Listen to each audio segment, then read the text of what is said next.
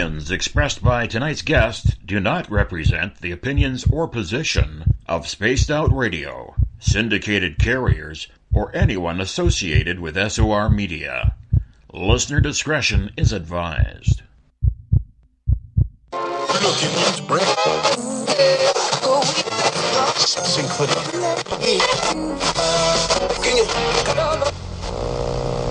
Oh man, there's got to be something to listen to on this dial. This message is being broadcast by the Department of Defense of the Republic. At 2 a.m. Eastern Standard Time, multiple unidentified objects were confirmed to have entered Earth's atmosphere. It is speculated that these objects are of extraterrestrial origin. The broadcast will quiet at this time for your safety. Welcome to Spaced Out Saturdays as we light the void with Joe Root on Spaced Out Radio.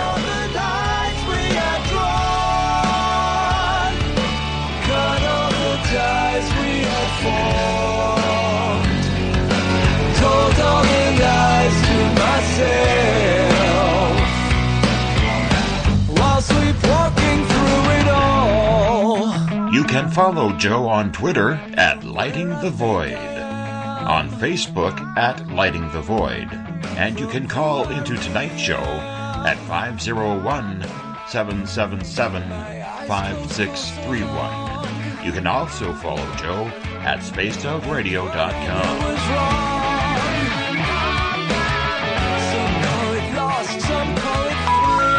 We're sorry.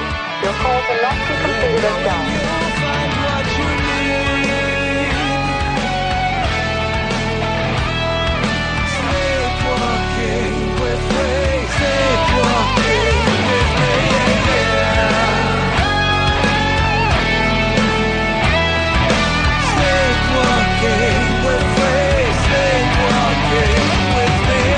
Remain seated, please. Permanecer sentados, por favor. 9, 8, 7, 6, 5, 4, 3, 2, 1.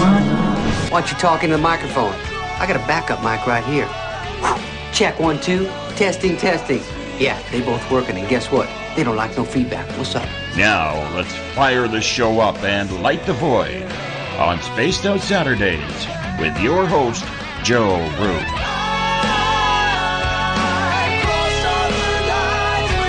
Good evening and welcome to Spaced Out Saturday tonight. I am your humble host, Joe Root, and it's good to have you with us on this great night. January the 20th, on into the 21st.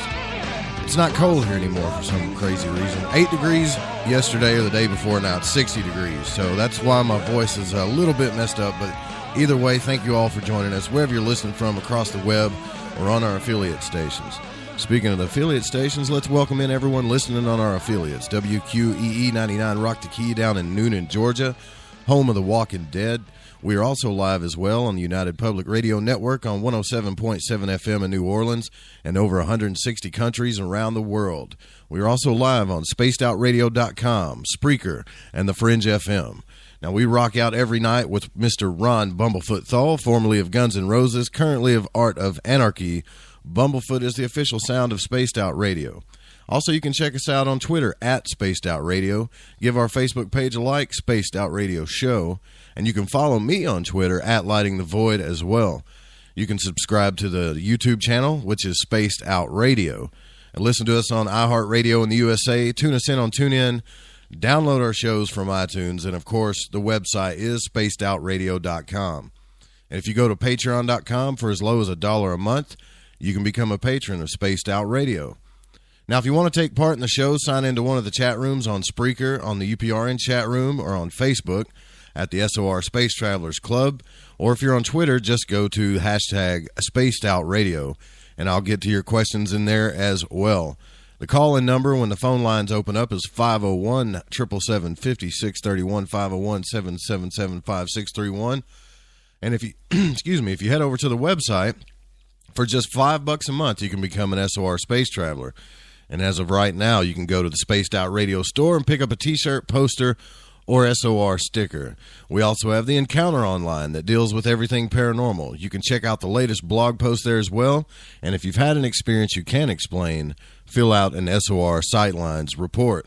Tim Doyle from UFO Seekers and Leslie Mitchell Clark's Contact TV also has some great video viewing there as well. Don't forget that we are upgrading the studio for our terrestrial stations. You go to gofundme.com/We Own the Night. You guys have been doing great. We thank you so much for that. We need to keep that going. Thank you so much for supporting Spaced Out Radio. Now tonight, Ronnie LeBlanc was going to join us, and for some reason, last minute, he had to reschedule. I'm certain it was pretty important, so we've rescheduled that. So I really think this is going to work out better because I've actually been ranting about some stuff last week, and this is such a synchronicity. So we're going to be bringing back Michael W. Hall, the paranormal lawyer from the UFOiTEAM, and he has some interesting things he wants to discuss, and some photos as well we'll be discussing. But after speaking to him on the phone, I don't think this could have worked out any better. So, Michael, welcome to Spaced Out Saturday, man. Thank you for joining us on such short notice. That was really awesome of you. Oh, my pleasure, Joe. I tell you what, this is going to be synchronicity, I think, with some of the things that you've just been talking about and some of the things that I and the UFOiTEAM have been doing lately, too. So I'm excited for tonight. That's great, man. It does sound like you're a little far away, but I think we're good. I got you turned up here. My voice is messed up too, man. Like I said, it was 10 degrees the other day, and now it's 60. So I don't know what's going on. I don't know if this global warming thing is real or what's up with that. But the weather sure has been kind of strange lately, you know. Well, you sound great at this end, so good job. Thanks, I appreciate that. I'm hoping my voice don't go out before the end of the night, but. Yeah, so let me ask you a question. The UFOiTEAM, this is kind of a newer team that you've gotten started, and you guys have already done some pretty good work. But, you know, Dave calls you the paranormal lawyer. Well, I've never heard of that in my entire life. So, I mean, are you like the only paranormal lawyer on the planet right now? Well, you know, I suppose the only one that would own up to it. You know, there you go. You know, there's been lawyers that have been pretty infamous over the years in the field of ufology. You know, there's lots of them that are doing certain things, but I've been involved with this ufological field and just paranormal in general for quite a few years. Matter of fact, I think I mentioned last time I was on, I've been Peter Davenport's attorney for the last 23 years with the National UFO Reporting Center. You know, just way back in the old days, actually I was a member of APRO, the Aerial Phenomena Research Organization, as a field investigator in the 70s. And of course, even been, you know, involved with MUFON since like 95. So after you do this a few years, along with making a living at your chosen profession, you kind of enjoy doing the things that you want to do when you get older. And that's what I'm doing now. I'm doing a lot of this stuff almost full time, and then really, really enjoying it, especially at this very moment in time when all of a sudden the U.S. government is actually declaring the existence of UFOs. And I don't know about anybody else, but that's about as paranormal as you get. Oh, yeah. Yeah, so I was going to ask you about that. What do you think well, let me ask you this first, because I want to know a little bit more about you. Sure. What did you have an experience or something that got you into this field earlier in your life? What got you into UFOs? You know, Joe, that's a question I always get asked. Everybody gets asked, of course, that's in this field.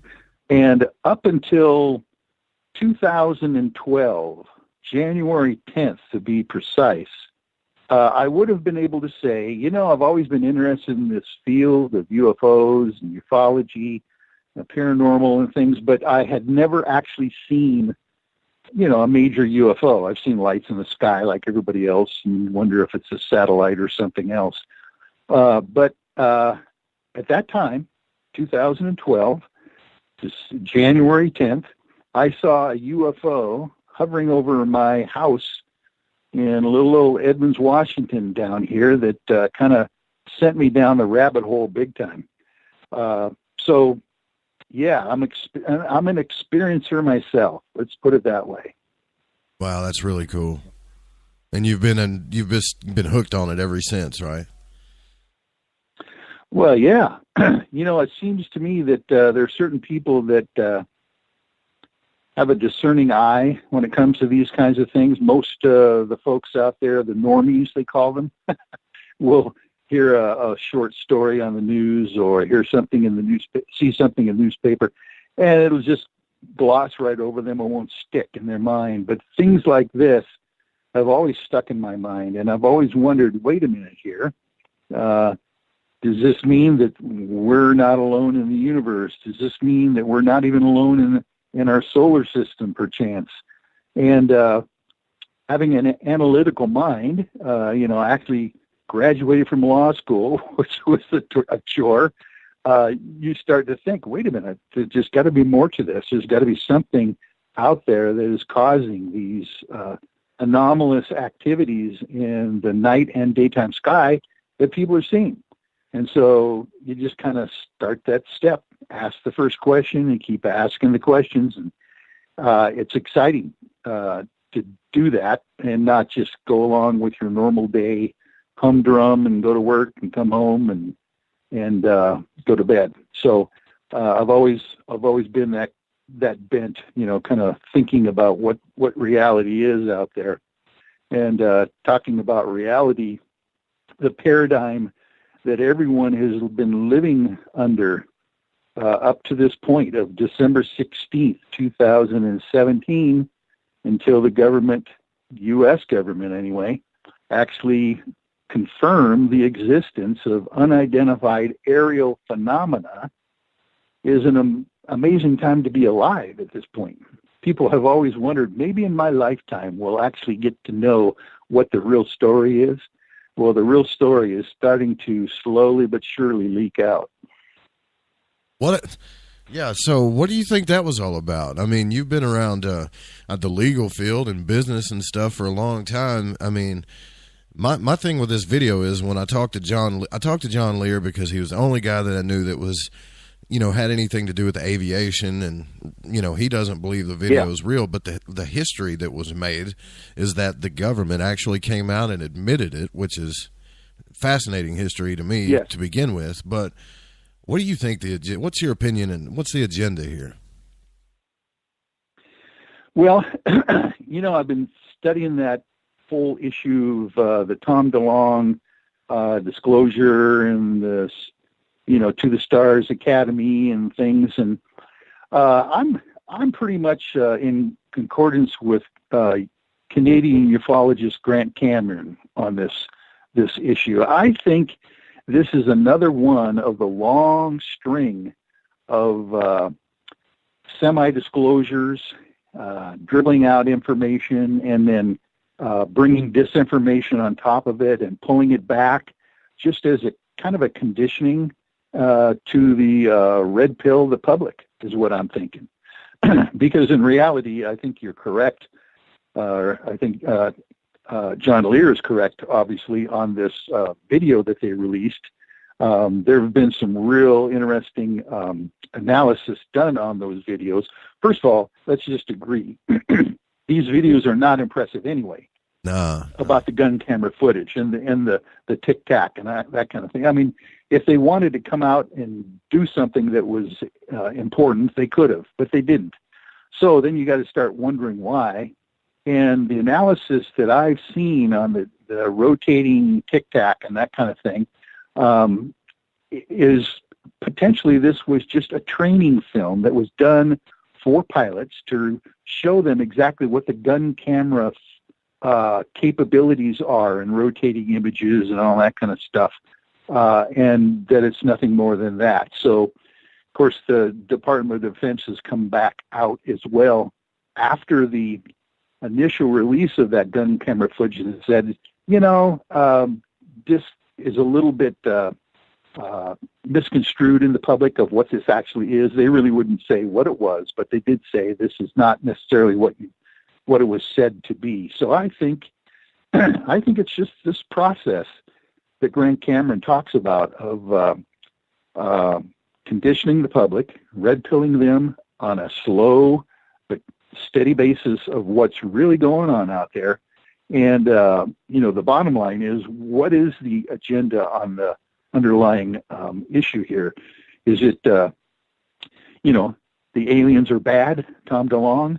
The aliens are good, Stephen Greer? What are these different disclosures telling us? And it might be just to be a distraction, for something other major that's going on in the background, and or to keep the public kind of interested in the new technology that's going to arrive here soon, and they need to have some kind of a explanation of why we've got all of a sudden technology that could get rid of our fossil fuels, technology that could extend life medically, that could cure cancer, or those kinds of things. So I think those things are coming down the road. So it's going to be interesting to see when and if they do. Do you think that any of it could possibly be from the pressure of the UFO community as well? Because it's not like old days where, people would say something and we've gotten absolutely no evidence on it. Like nowadays, people are getting some incredible footage. There's some amazing evidence out there. And I always thought maybe, we got to admit something a little bit, but let's not show them anything real, just to push back the mob and get us off their back for a little bit too. Yeah. I think you kind of hit the button there. The fact that whoever they are losing control of the narrative because of the capability and the consciousness raising of the general human being on the planet.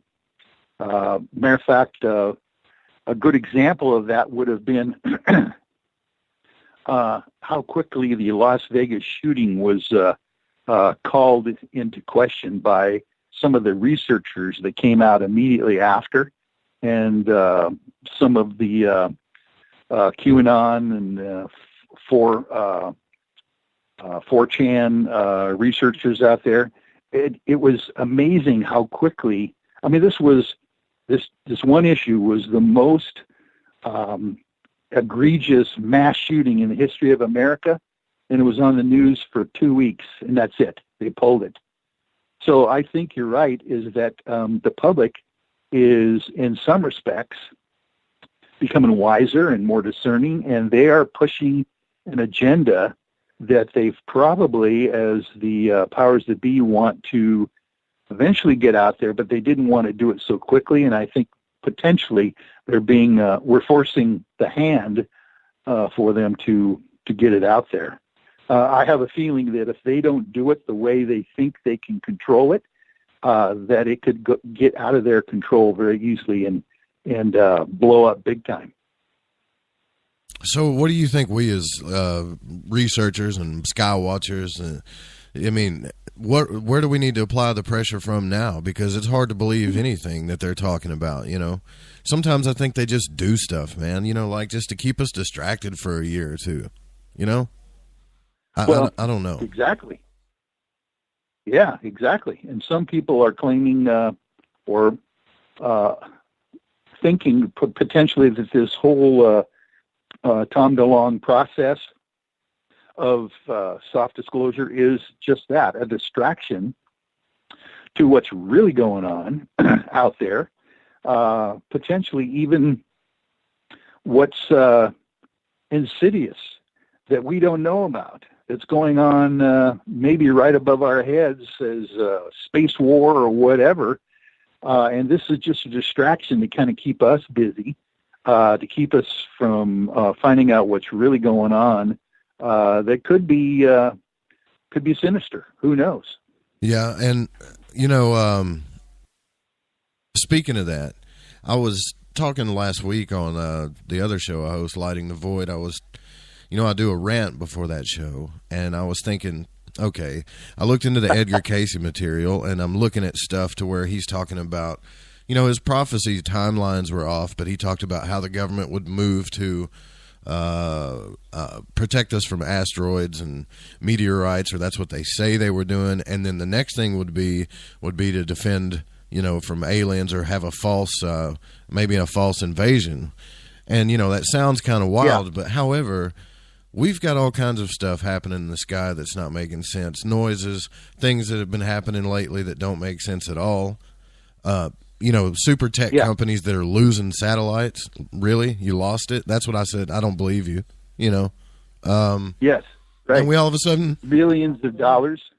Right. And we all of a sudden have a planetary defense council, or what do you want to call it, department.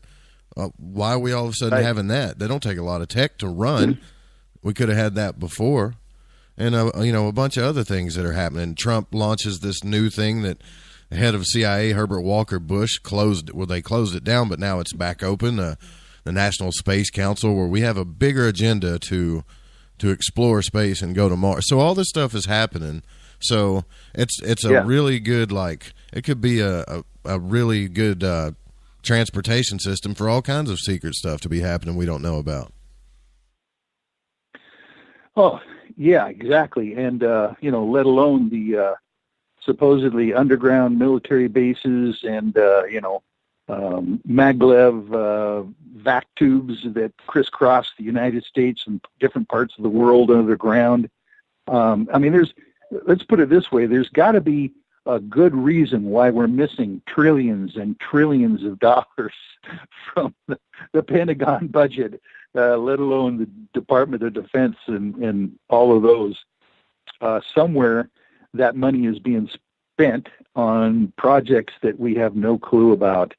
And that's going to be another reason why I think there's a project that the UFOiTEAM is undertaking called the Disclosure Commission on Truth and Reconciliation that is going to be, I think, very powerful in the near future, because when people start realizing what the heck is going on and where their money's been spent and why they haven't been able to use that trickle down to the rest of the public, there's going to be some really upset folks.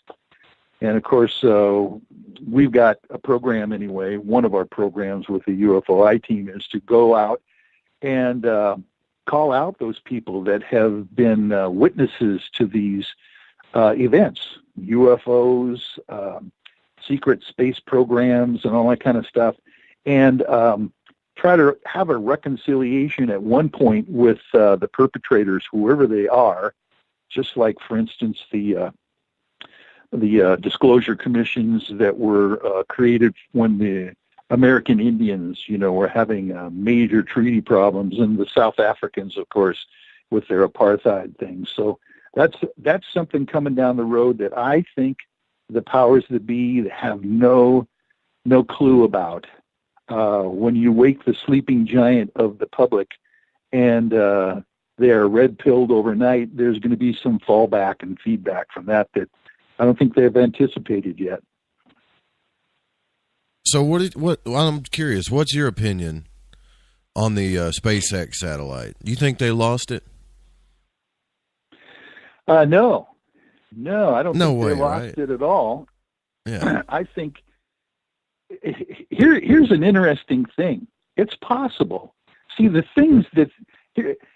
fact that they shot this thing up there and it supposedly, tumbled out of space or came down or just blew up or whatever, might be the ultimate distraction that they need to let the public realize, oh, well, it was a good try. They did what they did. But on another continent or somewhere else, they're actually throwing these things up right and left, Matter of fact, when Lee Strauss comes on, one of the members of our I-Team, he's done studies into all the different countries that have been losing supposedly satellite launches right and left within the last week. Oh. You wouldn't believe. So the whole idea is that some of these things could be just distractions to what they're really doing in the background, just to kind of keep the public appeased that, they're trying. Elon Musk is trying, but they're not quite getting there yet, kind of thing. When we all know that they've already been there and back, either to Mars or wherever, and they're not telling us about that anyway. So they kind of have to keep the red pill a little dissolving at a time. They don't want to like really open it up and wake us up right away. They kind of have to do it in baby steps, I believe. Well, how much of this do you think we're just speculating on? Let's just say, sometimes every time I ask these questions, I'm thinking, man, am I just being one of these tinfoil hat wearing conspiracy nuts that think there's always a conspiracy about everything? But, you know, you get a gut feeling sometimes when, I said this example the other day, that when, say, your kid comes home from school and they got a black eye, and you say, well, what happened? And they say, well, I fell, and they won't look you in the eye, right? Well, right. When Elon Musk, which is one of the most highly technological companies in the world right now, I mean, they're advanced in just about everything, loses a satellite, like they can't even track what happened to it. That's really hard for me to believe. Yeah, and it's almost as if they don't want any follow-up to be made from any kind of discerning journalist out there as well, because they're not giving you anything, you know, as far as the follow-up goes. But I tell you what, Joe, I think you're probably one of those discerning intuitives out there. I kind of claim myself to be one of those as well, is that given the fact that our experience that we've gone through in this life has led us this far with, you know, interesting conclusions, it's not a great leap to add to it these massive stories that we're getting from the press, you know, mainstream media, fake news or whatever. You know, people are waking up more about those kinds of things that they've been told. And it's not unusual at all, I think, that you take the leap that, you know, it doesn't make sense that one of the most technological companies on the planet, run by Elon Musk, can't even put up a satellite into Earth's orbit when, believe it or not, when you find out later on in the next hour some of the details of some of the other countries and what they're putting up on a daily and weekly basis, you'll just say, no way could we have failed that miserably on a consistent basis. Right. Exactly. Yeah. I think that's spot on. And, the meteor thing that happened in Michigan, that's all over social media right now. And everybody's showing pictures of this beam that was behind it and stuff. And they're saying it's a 2-point earthquake, but you know, experts say, you know, that was just a sonic boom and the ground shakes a little bit, but nobody's got any idea of what it was. We got a bunch of pictures. I mean, and I don't know this, but can anybody go to where this thing landed and even look at the rubble? Have they done that yet? Do you know? Yeah, no, I don't know that, but here's what I do know. Coincidentally, I have a law school mate and an old friend of mine, two different people who live in Michigan in different parts of the state. They are Facebook buddies of mine, and immediately they put up the video that they had and the information about the earthquakes that it had, and their own houses were shaking. They were telling me, and that means the thing hit the ground. That means the thing has some kind of wreckage or some kind of remnant of wherever it hit. And of course, some of those videos that you see of this thing hitting the ground, it doesn't look like they're that far away from ground zero when they took this video. So I'm thinking you're right. But, you know, of course, they've got Delta forces and all sorts of interesting folks that can keep those things cordoned off and or come up with excuses why you can't go and look at what happened. But then again, I'm waiting for, I mean, this only happened this week. So I'm waiting for some really sharp investigators out there to be able to find some interesting information to leak out to us about that, because that is just ridiculous that thing could happen like that with some of the other sonic booms that have been heard around the United States so recently. Just stuff is going on, stuff is happening, and it would almost lend one to think there's something going on up there in the sky, you know, like the space war or whatever, because we're finding things in the news almost every day that have something to do with it. Yeah, and this isn't just small time stuff where, someone saw, a shooting star once or something. We also got somebody in Hawaii saying, whoops, I accidentally hit the wrong button. There's no missile attack or anything. Come on, man. That stuff does not happen, And again, I went back to Lear's page, and I always go there because I want to see what he thinks about it. And he showed an article of where, and this is just what this guy was saying, and it wasn't John Lear, but it's some pretty compelling evidence about an article that there was some type of false flag operation where there was an actual missile launched, and we took it out of the sky in 38 minutes. It was launched by another country with a stealth submarine, and they're claiming it was Israel to rile us up against Korea so we can get this war started to get, and they took it out in 38 minutes and shut everything down and covered it up. Now, when you first read that, you're like, what? Okay. But what do you want me to believe? Do you want me to believe that we took out a missile in the sky and that we covered it up so nobody gets scared? Or do you want me to believe that somebody hit a wrong button and told us we were under attack and it was all a big mistake? Yeah. Well, and here's another question to ask. Those are very good questions. The question that I would ask is, interesting, so we took out a nuclear missile. Where's the fallout? Any kind of nuclear missile that gets exploded anywhere is going to leave a trace, and it's going to be a massive trace. But here's another interesting twist on that whole thing. I don't know if you want me to go off topic here. Well, what they're saying, too, is they're saying not necessarily the missile. I'd have to pull the article up, but they took out the submarine. It was a stealth Israeli submarine trying to do a false flag to get this war started so Israel can get its agenda done. Yeah. Now, these types of things could happen. As well as all kinds of things happen, man, that they don't tell us about. But I don't know. It's harder for me to believe that they accidentally hit the wrong button because there was sirens that went off that had nothing to do with the button that lady hit with a drop-down arrow. They've got footage of basketball games where things were going across the screen talking about missile attacks that have nothing to do with that lady hitting a drop-down arrow on a computer.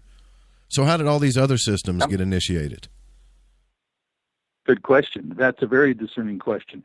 And you know that this mistake of hitting the wrong button just does not happen. Right. There is no way that the nuclear capability of any country, let alone ours, has not got some fail-safe mechanisms in there that would just not allow that to happen. So I totally disbelieve that scenario to begin with.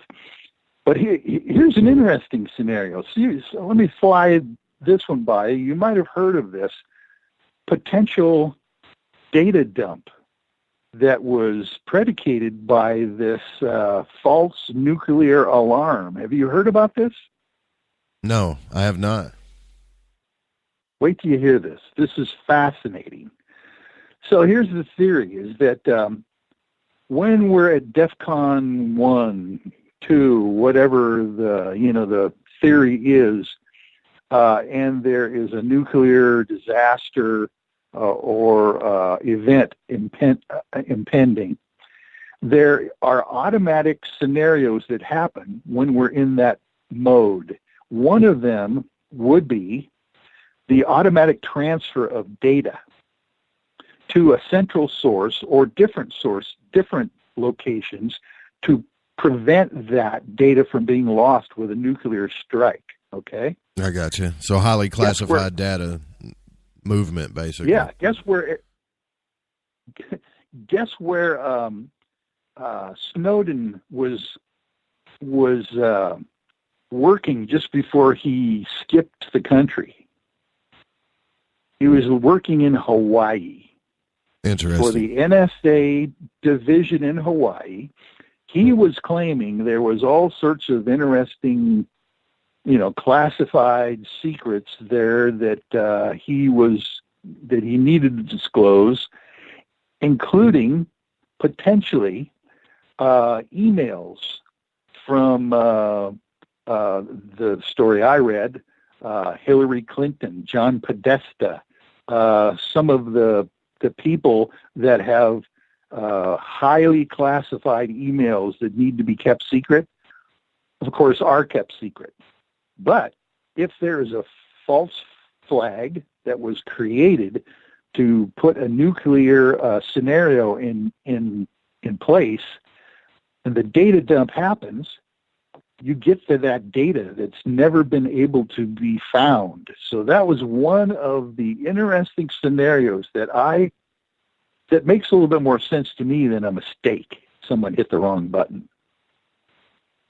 Yeah, and there was a lot of reports confirming what Lear said about the influx of troops into Hawaii before this event as well. And I've got a cousin in the military. They just go where they're told. They don't know what's going on. They get informed what they need to know, and that's about it. So there's been an influx in Hawaii. Also, there's been a few more troops moved to Japan. And I found that interesting, too, because in 2012, we made an agreement with Japan to get like 8,000 or 9,000 troops out of there. And now we're putting them back. So. Yeah, definitely. And our submarines are like, showing up on distant shores that just coincidentally, go along with some of these headlines, Right. And Tech Man put in here hashtag Spaced Out Radio, which I thought was interesting. He put Musk is in charge of rockets, not satellites.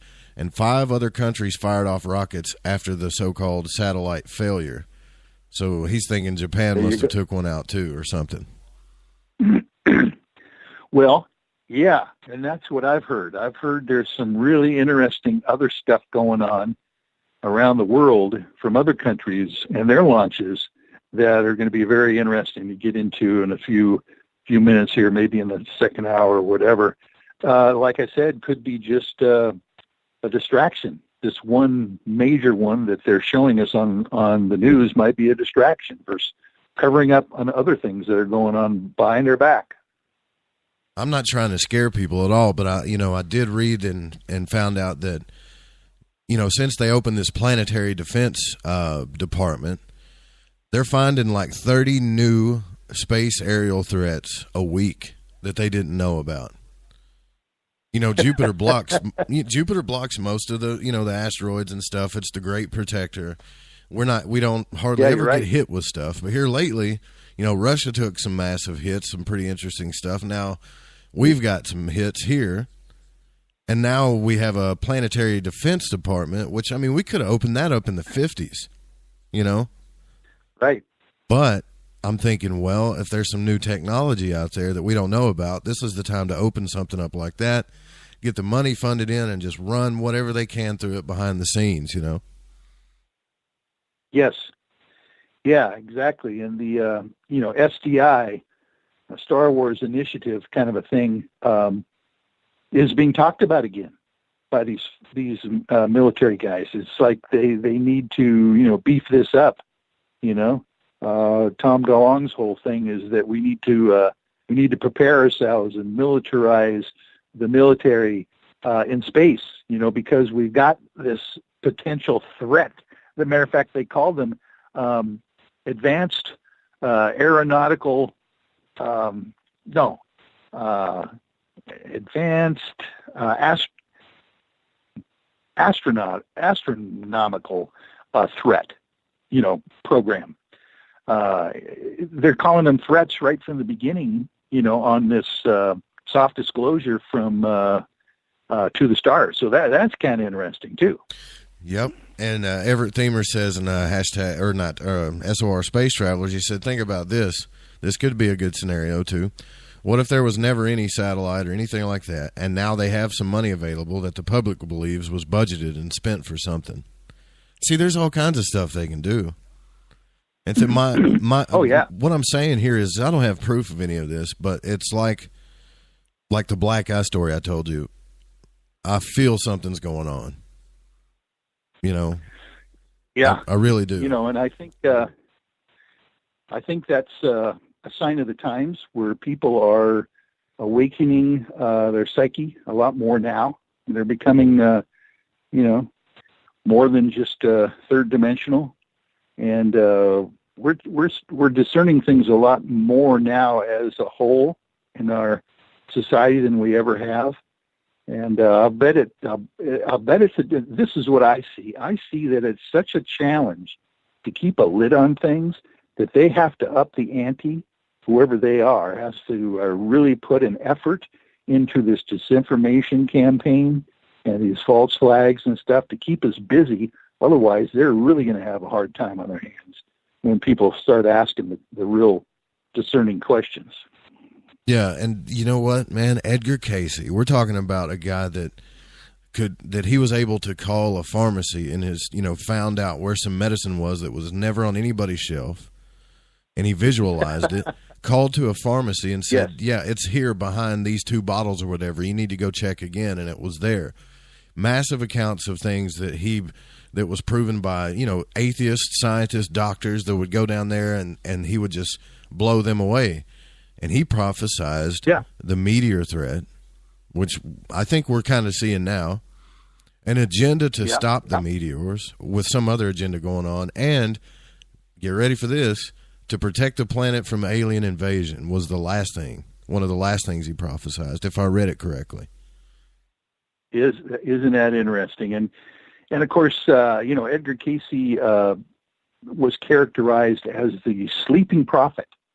And he was a very conservative Christian theist himself, and would have in his conscious state nothing really to do with some of these esoteric prophecies that he was famous for. But he just could not deny, the truth that they were showing him when he woke up. A fascinating study on what the human Edgar Casey supposedly received his unique powers of discernment after an accident at a baseball game when he was a child. He got hit in the head with a baseball. So you just never know what the human mind is capable of. Yeah, you got that right. What are we missing out on that we can tap into? I don't know. Yeah. I'm just kind of, I'm telling you, I'm not a big conspiracy guy until I feel like something's up. And now I'm digging like crazy to find it. I like I said, I see all this military movement. We've got all this stuff happening in the sky. And you guys have taken some pretty interesting pictures that we're going to look at in the next hour when we bring Strauss on. What are you guys working on now at the moment? Well, actually, what we're doing is we're putting together a pitch pilot video for hopefully a reality television show called the UFOiTEAM. I don't know if you ever watched the old Finding Bigfoot television show with Matt Moneymaker and Cliff Barackman and those guys. I just thought that was an amazing show. Of course, I'm into cryptids and all sorts of interesting phenomena, but I thought it was really incredible that someone went to a television network, and said, hey, I got an idea. Let's do a show about hunting for Bigfoot.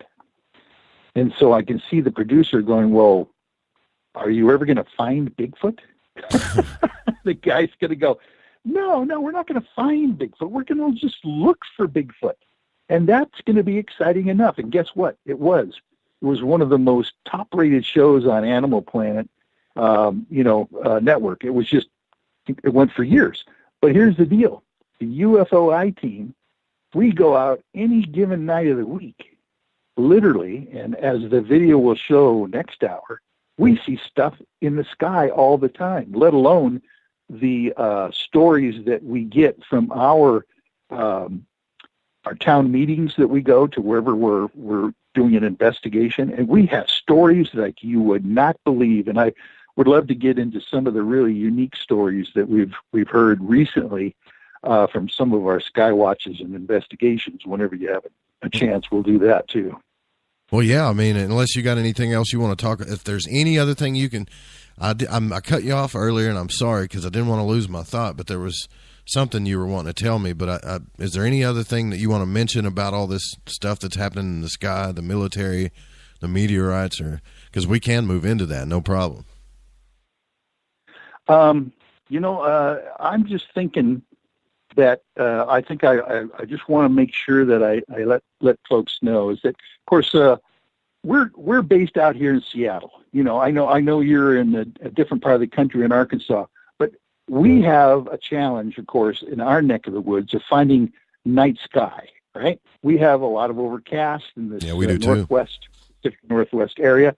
Maybe that's why Bigfoot likes it here. I don't know why, but the whole idea of ufology and being able to study the night sky is a challenge. So whenever we get a chance, we're out there. We're looking at the night sky in the middle of the winter. We're all bundled up around the campfire, and we've got our night vision, photography going, our videos. We've got stop action cameras going at the same time, and infrared. And so we're seeing stuff that people don't normally see, even when it's a little bit cloudy. We see right through that stuff. And the things that we're finding are not satellites. They're not shooting stars. They're all sorts of fascinating stuff that, for instance, you'll be studying a star or a star field. All of a sudden, one of the stars just flashes, the brightest flash you've ever seen, and it goes back to normal. And when you put up your little app, on your phone, and you determine what star it's at, it's Vega, it's Sirius, whatever. It's a normal star. But all of a sudden, at one point, and it has nothing to do, but by the way, I'm going to quell this argument right off the bat. Some people say, well, it's just the Earth's shadow casting, from the Earth's shadow in front of the sun, casting a light onto some of these stars at a certain moment, and they flash. These are well after the time that we, in the evening, that we view them, that the Earth's shadow is directly in front of the sun, so it can't be the sun illuminating them. Just, small things like that are just fascinating. And, of course, you see the satellites out there, looks like a satellite. You follow it with your night vision. All of a sudden, it makes a turn. It actually stops in the middle of their trajectory. Those kinds of issues we see quite a lot. And it's just fascinating to me that we can go out any given night when the stars are out and it's clear, and we can see things that shouldn't be there. Let's put it that way. Really cool. I'm jealous. Let me ask you a question. How much does one of those night vision scopes cost? Do you know, out of curiosity? Because I want one so bad. Yeah. At least a camera with one would be nice. You got various video cameras out there that will have night vision modes in them. You can get it for $300, less than $500 easy. And down below that, just because the technology is available nowadays. Well, that's not bad. What you really need to invest in when you get one of those things is a decent tripod with potentially even a monitor, an auxiliary monitor. That's what we have. We've got the cameras, and then we've got auxiliary monitors that are probably about as big as an iPad, and they hook right onto the tripod as well. So what you're doing, you're able to see what the camera is seeing, but it's much bigger and it's brighter. And you can see anomalous activity going on the monitor that you just couldn't catch if you had to stick your eye to the eyepiece, for hours on end. And that's fun, because we'll sit there. Matter of fact, just to let you know, we did our our very first Facebook Live Skywatch on the 13th. That these video captures that you have that we're going to talk about in the next hour were captured on the first night that we did our Facebook Live version of a Skywatch. And so people all across the country could see them at the exact same moment we were seeing them. And that was kind of fun, because we were getting comments from all over the place, people going, I can't believe I can see everything. It's fascinating stuff. Yeah, it's way cooler when you can see it clearly than just seeing some blurry live feed or something. That is pretty awesome. Yeah, exactly. And then what we do, of course, is we take the recordings of maybe 3 hours worth of night watches, and we study it. And that's when you really find the anomalies, because even when you're looking at it, when you're staring at a monitor for 3 hours or so on a freezing night, trying to huddle next to the campfire to stay warm, and you're not going to catch everything. But when you get to stay at home on your computer, blow it up big time, slow it down sometimes, it's just amazing what we're seeing up there. You have to wait more than 5 minutes before something anomalous comes across the screen, typically. And when are you guys going to do this again, or do you know?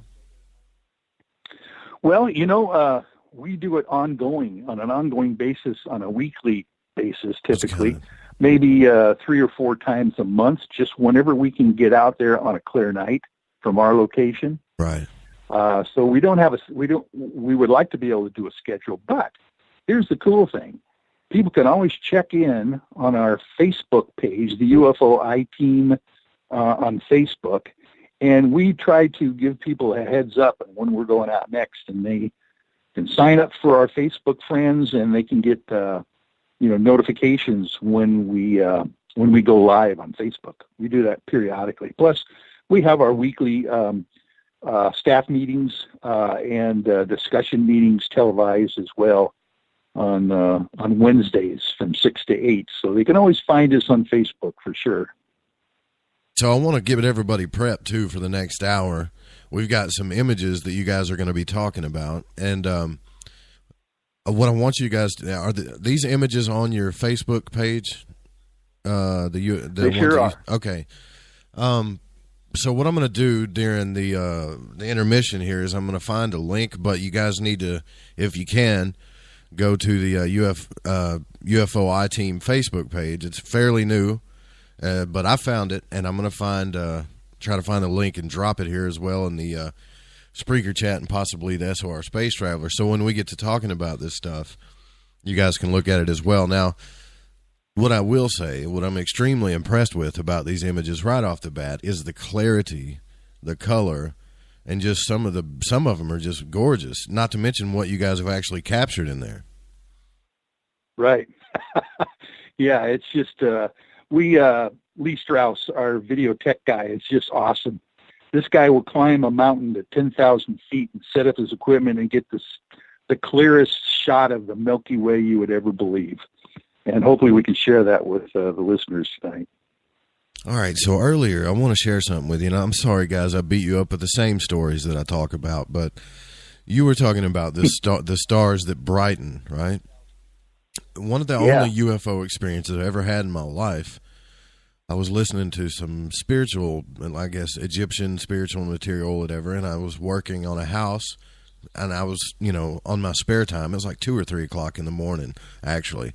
I'm in this house all alone, and I think the house was haunted, by the way, and Jeff, my news guy, can, validate that. But anyways, I walk outside, and I'm just having a smoke, looking at the sky as usual, because I'm always looking up.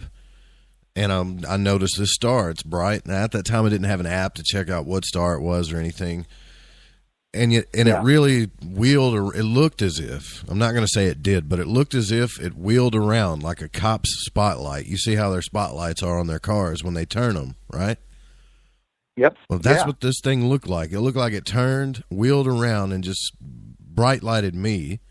And I was like, the moment I was looking at it, I was like, what is that thing looking at me? And as soon as I thought it wheeled back around like a spotlight and went back to its original brightness. You ever seen anything like that? Me? I have heard of stars flaring up. Of course that happens a lot, but I have never. Now let me just make sure I get this right, and cut me off if we get too close to the top of the hour here, but you're looking at something that looks like a star initially. Mm-hmm. And then there is some kind of a spotlight or ray of light that comes from that star and swings down and illuminates yourself enough that you recognized it, and then swung around away from you and then went back to its original star-looking character? Is that what you're saying? That's exactly what I'm saying. Now, it didn't... Oh, man. It didn't shoot a beam across the sky like a normal spotlight would. But so if you can imagine what a spotlight looks like without seeing the beam shoot across the air or the sky or whatever, that's what it did. It didn't just all of a sudden get brighter. It wheeled around and just kind of looked down. I'm going to say at me, because maybe it wasn't at me, but my direction, and got really bright and did it for a little bit. And as soon as I started getting in my head thinking about maybe this thing's looking at me, it wheeled back around and went to its original brightness. Well, let me throw this out for you real quick. What if you were a visiting UFO or extraterrestrial and you had a craft that you could either cloak, which I'm sure they can do, or make look like a star? I don't know, man. I mean, I've seen a star pulse. It wasn't a pulse. Exactly. Yeah. No, this was something that caught your attention more than a star would. So, sounds to me it could have been something that was checking you out and might not have been that far away. It might have just looked like it was that far away. But that's a fascinating story. Thank you for sharing that. Yeah, I don't know what it was. I mean, you question those things too. It could have been normal, phenomena or whatever, or an anomaly or something that I don't understand. But I've seen a star pulse. I've seen it flicker colors. I've seen it get brighter. I've seen them do it. I've never seen one do that ever. But yeah, we do got to go into the break here. But all right, guys, when we come back, we're gonna get Strauss on. We're gonna look at some of these photographs. I'm gonna find the link and drop it in here for you. Don't go anywhere, guys. I'm Joe Roop, and this is Spaced Out Saturday. We'll be right back. 365 days a year, we're in the field, investigating UFO sightings, talking to alien abductees, and visiting secret military locations like Area 51. We're UFO Seekers, official partner of Spaced Out Radio. Follow our daily search for the truth at ufoseekers.com or like us on social media. Catch us on Spaced Out Radio every third Monday of the month as we discuss Area 51, UFOs, and more. And also, don't forget to subscribe to us on YouTube.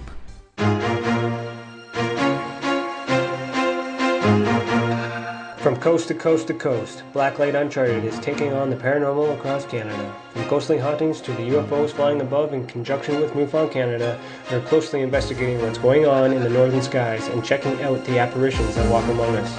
Check out our videos right here at spacedoutradio.com. We want to know your thoughts, we want to hear your experiences, and we want you to share your stories. The answers are out there, and we intend to find them.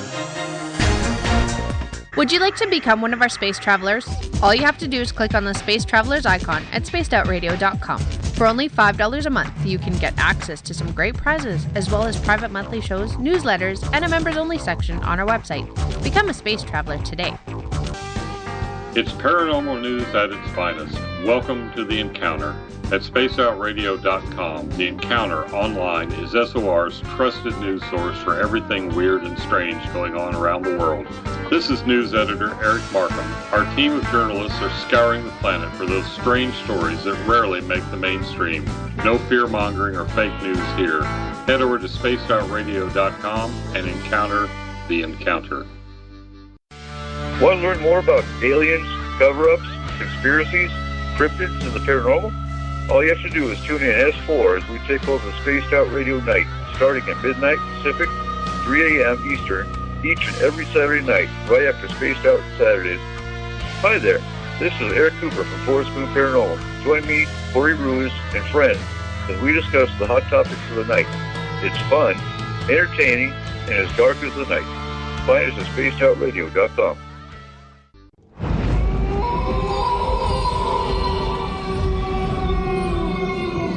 Hey, this is Canadian Paranormal Investigator Mike Moore. The third Wednesday of every month, I'll be teaming up with Dave Scott to bring you Ghosts of the Great White North. Each month, we will bring on guests from across Canada to discuss their ghostly encounters. Canada is a paranormal hotbed with stories you've never heard, so we're going to bring them to you. So get comfy on your Chesterfield, grab a donut, and join us, eh? There's a lot of strange going on in this world, and we can help you find out what's going on with you. Paranormal, cryptids, UFOs in the sky, aliens in your bedroom tickling your toes. We have the investigators you need to find out the answers you deserve. All you have to do is head to spacedoutradio.com. Your information is 100% confidential. The SOR Sightlines Report. It's free, and we're here to help. Are you an experiencer? Have you had run-ins with strange creatures you can't explain? ETs, Dogman, Bigfoot, werewolves? They're enough to scare the daylights out of anyone. Hi there, I'm Butch Witkowski from your 4-Cop. And on the last Monday of every month, you can listen to me and the host, Dave Scott, talk about the weird and the strange being reported on Spaced Out Radio. I'm going to bring my investigations and sources, you bring your experiences, and we'll figure out the rest together. Strange Days on Spaced Out Radio. Come tune us in at spacedoutradio.com. Do you want to know what's really going on in your world? Do you have questions about who you can trust in the mainstream media? Then look no further than the Rebel Planet. Come get the straight answers right here at spacedoutradio.com. Join me, Jamie Sexton, creator of Rebel Planet News, as I fill you in on the stories behind the stories. All you truth seekers, be sure to tune in to Rebel Planet on spacedoutradio.com the third Thursday of every month. Psychic Sundays, spiritual communication, ET contact, Sasquatch in your backyard. We will have it all on Cosmic Passport with me, Elizabeth Anglin. Each Sunday, starting at 9 p.m. Pacific, midnight Eastern, at spacedoutradio.com, I will take you on a journey of enlightenment. The goal is learning from the soul on out. We'd love it if you joined our experience. Cosmic Passport, heard Sundays at spacedoutradio.com. Are you interested in advertising on Spaced Out Radio? Head to our website at spacedoutradio.com and click on our advertising tab. There, you will find an assortment of ways you can get your product out there with us, from radio commercials to banners and social media. Have a product you like our hosts to endorse? We can do that too. Visit spacedoutradio.com for more details. Don't have time to listen to Spaced Out Radio live? Wherever you are, the car, the office, the shower, or even if you're traveling, we're right here for you. Each Spaced Out Radio show can be found on iTunes, TuneIn, and on our YouTube channel, Spaced Out Radio Show. It's the perfect way for you to catch up on our shows. For more information, just head over to our website, spacedoutradio.com, and tune in to us today. Looking for nighttime adventure? Old school radio that delves into everything out of the norm? Then check us out at Spaced Out Radio. This is Dave Scott. Every Monday through Friday, starting at 9 p.m. Pacific, midnight Eastern, we're going to take you on a wild ride ranging from conspiracies to true crime and every ghost, alien, and Sasquatch story in between. We're always live, and we're always interactive with you. So join us at spacedoutradio.com, where together, we own the night. The opinions expressed by tonight's guest do not represent the opinions or position of Spaced Out Radio, syndicated carriers, or anyone associated with SOR Media. Listener discretion is advised. This is Spaced Out Saturdays with host Joe Roop. You can follow Joe on Twitter at Lighting the Void. And if you want to call into tonight's show, dial 501-777-5631. Our website is spacedoutradio.com. Now, from the deep south of Arkansas, here is Spaced Out Saturday host Joe Roop. Welcome back to Spaced Out Saturday. Thank you, Mr. Bob Davis. I am Joe Roop, and we are here with Michael W. Hall and now Lee Strauss from the UFOiTEAM. Don't forget, tomorrow night on Spaced Out Radio, Elizabeth Anglin will be here with Cosmic Passport. And after the show, we got S4. And then we start the week over again with Dave Scott. Don't forget, Spaced Out Radio is here for you 7 nights a week. Also, go to GoFundMe.com/We Own the Night so you can help us upgrade the studio so we can get on our terrestrial stations. Any help with that would be greatly appreciated. And if you can't help, if you got $5 or $10 that you can help with, then just share it. That would be appreciated as well. Now, before the break, we were discussing some images that you guys had from your research. And now that we got Lee Strauss, I hope I'm not saying your name wrong. Am I saying that correctly, sir? Yeah, that is correct. Great. All right. And so you're the one that took these pictures, man. These are some really impressive photos. Well, thanks. Appreciate it. Yeah, no problem. And let me go back to where I can see them here. And so what's the deal, guys? What do you think this is? I mean, because at first glance they kind of look like meteors, but I've never seen two of them heading towards each other like that. There's some crazy stuff going on in the sky there. Yeah, what I think we got there is an actual, probably just one meteor that you're seeing, but the time lapse set up for 20 seconds, 5-second interval break, and then another shot for 20 seconds. So I think the gap that you see between the two objects is the space where the camera shutter was closed. So. Okay. But explain to him, Lee, about the issue of the 20-second aperture opening, and each one of those streaks are beginning and ending within the 20-second aperture, being much slower than a shooting star. Yeah, so effectively, the camera's lens is open for 20 seconds. That's when it comes into view. And then the shutter closes for 5 seconds, and then opens again for another 20 seconds. So at first glance, in fact, for 2 days, I thought, well, we have two different objects heading towards each other, like in a collision course or something like that. And then on further processing the image and then thinking about it, going over it in my mind, it seems to me that it's the same object that was in the sky for 45 seconds. Which is way slower than a shooting star, right? Yeah, definitely. Shouldn't be there like that, that's for sure. No, that's what we're talking about, this issue of the space war, or whatever's happening up there. We're picking up stuff that is anomalous because it can't be what we normally think of as shooting stars. Yeah, that's correct. And if you remember, I showed you a little clip, Michael, of what we caught with the Luna camera, with the Luna 60, of an object dropping down out of the sky towards Earth that same night, and probably within 10 minutes of those shots you see there. Interesting. You know what might be good for the listeners is to have you, Lee, describe the equipment that we use on a typical basis for a skywatch, because I think that's fascinating. Yeah, I'm really curious about that. I've never seen pictures, especially of the Milky Way. That's a beautiful picture. Yeah, what you're seeing there in that photo is with a Canon 7D set up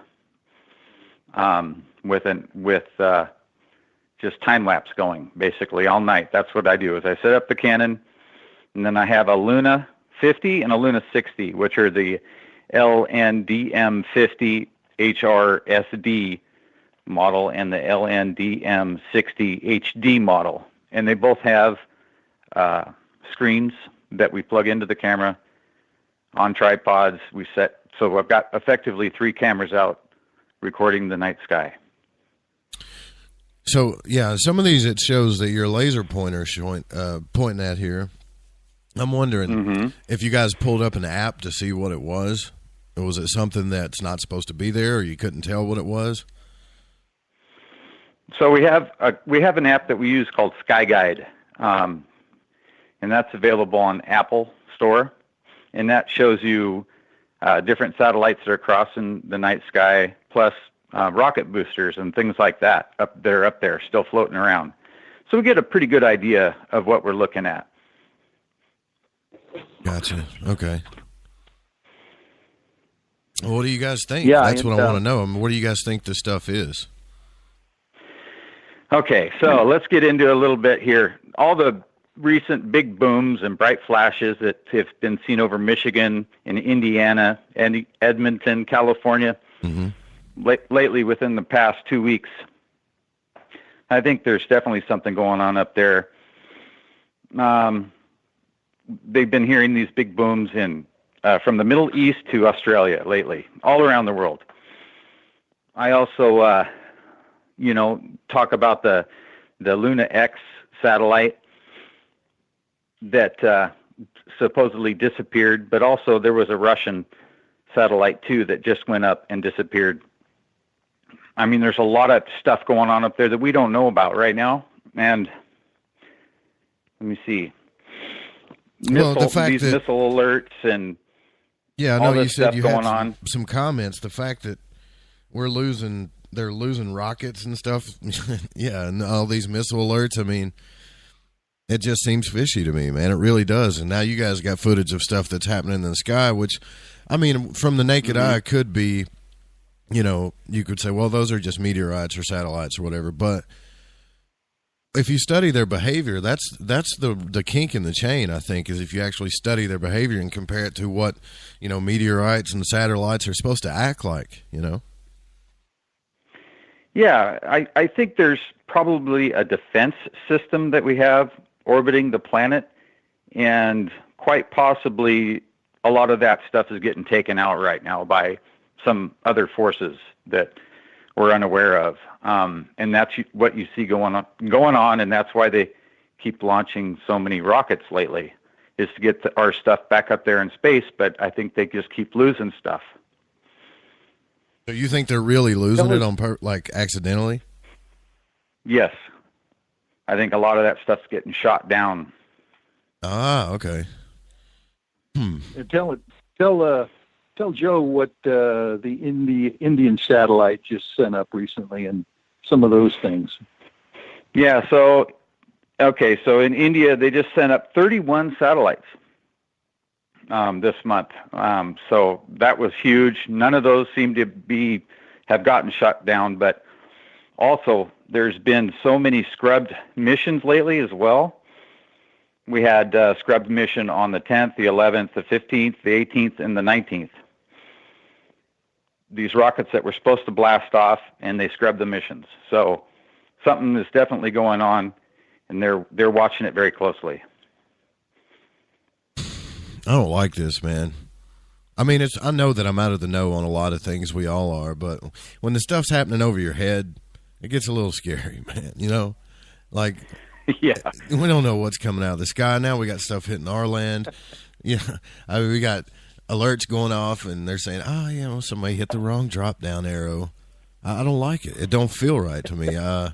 And by the way, let's all remember that they recently just showed us and admitted to what we're supposed to believe is a real video about UFOs. Now, you guys are familiar with, and I want to say this name right, is Wernher von Braun? Uh-huh. Yeah. You know, didn't he predict that the government would run a false flag alien invasion operation? Yeah, his assistant Carol Rosen was, part of Stephen Greer's Disclosure Project. So more than 15 years ago, she came out and confirmed that her close associate that she had worked for years, Dr. Wernher von Braun, told her that there are going to be false flag events that are coming down the pike, very similar to Edgar Casey's predictions, by the way, as you know, Joe, that we're going to start with, asteroids. We're going to go to terrorists. We're going to go to, global warming or whatever. And then, of course, the last one that she mentioned that he told her was the alien threat. And that was going to be the false flag that was going to supposedly give them carte blanche to do whatever they needed to do for their own agenda. Now, you guys at #SpacedOutRadio on Twitter, you may have to go to the actual Facebook page and scroll down a little ways. So I guess what I'm saying is we all need to, and I think we can take a lesson here from what you guys are doing.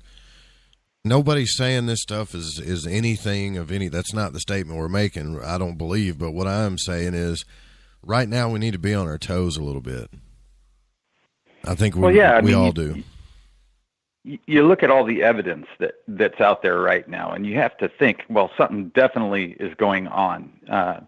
Don't put blinders on and go about your day normally because of all the things that are happening. You're just going to have to wake up. And not to mention... And question it. Right, not to mention if whatever's up there, we all know can hide themselves as stars. Then we really got to look. Right. We really got to be paying close attention. You know, it's one thing to speculate about conspiracies and whatever's happening in the military and in the space program, but it's also we know something's happening right now. I know something's going on. They're not telling us. That's all I know. Yeah, you can feel it for sure, and you just have to look at the evidence, and then you're going to have to draw your own conclusion. You know, don't necessarily listen to what I'm telling you, but just look at the evidence and draw your own conclusion, and you know, go from there. And definitely, that's what we're in the business of. Sorry about that, Joe. No, go ahead. That's what we're doing here with the UFOiTEAM. We're in the business of trying to bring that evidence to the world, to show folks what's going on, or at least what we're finding out, so people can make their own decisions on this kind of stuff. I think it would be interesting, Lee, if you would disclose to Joe about that one satellite launch that recently went up that sent off multiple satellites. Can you explain that? Oh, you mean the Indian satellite that they sent up was that in November that had 103 mini satellites in it. We're sending up so many satellites right now. It's unfathomable, and I can't figure out why they are doing it. They say it's for communication, they say it's for land mapping, they say all these things, but we don't know for sure. Yeah, there was a big thing that happened just a few days ago with a video that was released by Jeffrey Boyd Jr. showing it was actually just an animated video of the gray satellites, you know. You know, everybody's trying to debunk it or saying they talked to NASA about it or whatever, but you know what it got me thinking about this. They launched those little black boxes up there, and they're like no other satellite anyone's ever seen. And there's what they say is that it's supposed to just measure the gravitational pull of the water, I guess, or something like that, how the water moves on the planet. That's what it's for. But inside those black boxes, they could put anything in there. They could watch anything. Yep. There's massive amounts of technology they got to be. I mean, you think about what Michael said with all the money that's missing, you know? Yep. I think that we have such a ET presence around the planet, and I think they're sending all these satellites up to possibly track those things, and then other satellite systems up there to target and take them out. So when you guys, when you hear the word technology, possibly. When you hear the phrase space war, immediately in my mind, I think, you know, humans versus aliens, like Star Trek type stuff. But it could also mean that there's weapons, you know, that we could be launching from space on each other, whether it's intelligence weapons or harmful weapons that we don't know about as well, you know? Absolutely. And, you know, not just to take out or target, let's say, aliens, but to target other countries' satellites as well, communication satellites. You know, we don't know what we're taking out up there, but obviously something's going on. Yeah. Pretty interesting photos, man. Now, you yourself, Lee, how did you get into this? Have you been into the ufology your whole life, or have you just recently gotten into it? Probably about 6 years ago is when I got into it. I've always been an avid photographer ever since I was young, but got into the ufology stuff about 6 years ago. When I was a kid, I saw some pictures that my grandfather had taken in D.C. during the D.C. UFO flap, and that kind of sparked my interest a little bit, but for a long time I really didn't think much about it. Wouldn't it be cool if the UFOiTEAM was the first team to uncover the real secret space program? That would be pretty cool. It'd be cool, but I think that would be a tall order. All we can do is just keep gathering as much evidence as possible. That's right. And there's a whole lot of folks out there doing the same thing. So I think I think it's a wave that's gathering and it's going to break here soon, because the way things are happening here in this new year already is just astonishing. You know, the things that are coming down the road. As we talked about Grant Cameron earlier, the famous Canadian ufologist, he's saying that this is just the tip of the iceberg as far as disclosure goes. There's going to be longevity medications. There's going to be new energy. There's going to be all sorts of things that will be coming out soon. And then again, we go to that story of, well, where has it been, and why hasn't it benefited us over the last few generations if we've got it? You know, so that's going to be an amazing time to be in this field over the next few months, I'm sure. Yeah, I agree, but I think it's going to be drip-fed for sure, and they're going to want to keep a lid on as much as possible and have as much control as possible over over that sort of thing. You know what I think we're missing here is what we need to pay attention to, guys, is really watch social media and watch out for some of this spook stuff. Because I'm betting within the next month there's going to be some incredible claims that come out on Facebook and Twitter or whatever that are just more distractions while they're doing whatever they need to do up there. I can almost guarantee it. Yep, I agree. It was like this thing that's where part of the whole. Yeah, where they were talking about, well, there's this object, and I posted this on the Facebook page because it was what I was talking about. An object, that's coming by, and it could be catastrophic for Earth. We always see that when it gets spread around. And I mean, I know this sounds crazy, but even maybe drop a couple things on us to spook us a little bit, and then we're not so worried about them. As long as they protect us and we're in our comfy home, we don't care what's going on, you know? I remember a story a couple years ago where there was a good-sized asteroid headed towards Earth, and then all of a sudden it just veered off course and disappeared. So somebody out there is protecting the planet. Right, yeah. Yeah, how much do you guys think, I'm going to put you on the spot here, but do you think that we're already in the ET activity? I mean, how much of this that they're claiming is extraterrestrial stuff in all reality?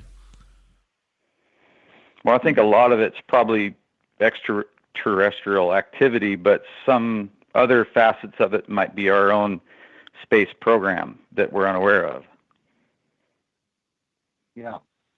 Matter of fact, I would dovetail on the back of that is that, this, it seems to me that this new ET threat kind of thing, aerial threat program run by the Pentagon and from 2005 to 2012 or whatever it was. My gosh, that's so new. We already know that the extraterrestrial presence has been, around here for generations, if not millennia. So there's a reason why they're all of a sudden coming out with this extraterrestrial idea just recently. So I'm almost getting the feel that their hands are being forced to disclose things a little bit faster than they wanted to or want to. So what they're trying to do is control the spin on these disclosure things before it really becomes full-blown and known for everyone, because they want to be able to stay in control once the truth actually comes out. Good point. 765 area code, you're on the air with the UFOiTEAM. Who are we speaking with? Hey, this is Angel. How you doing, Joe? Hey, Angel. How you doing? I'm good. Hi, Michael. Hey, I'm Angel. calling from Indiana. I'm calling from Indiana, and what Joe described about seeing the stars and stuff, and then all of a sudden looks like a spotlight, but no beam. I've had that twice here where I'm at. And are you they kidding? have banned. Pardon? No, they just said, wow, or, that's incredible. Yeah. And then since then, we are not allowed to use laser lights in the sky. We're not allowed to use any drones over our Indiana State Park owned parks, and we have now military fighter jets, low flying, treetop flying, where they haven't done that in years. So they all of a sudden just made these laws that you can't do this stuff now? Within the year. What's their reasoning for it, though? What did they say why? Well, the laser lights is a problem for the airplanes and helicopters, and then the drones is because of people's privacy, and we're not sure about the military jets flybys. And all of this happened just right after you saw the same thing I was looking at. That's weird. Yeah. How long ago did you see that, Angel? The first time I seen it, it was in July, and then it was probably a month ago I seen the second one.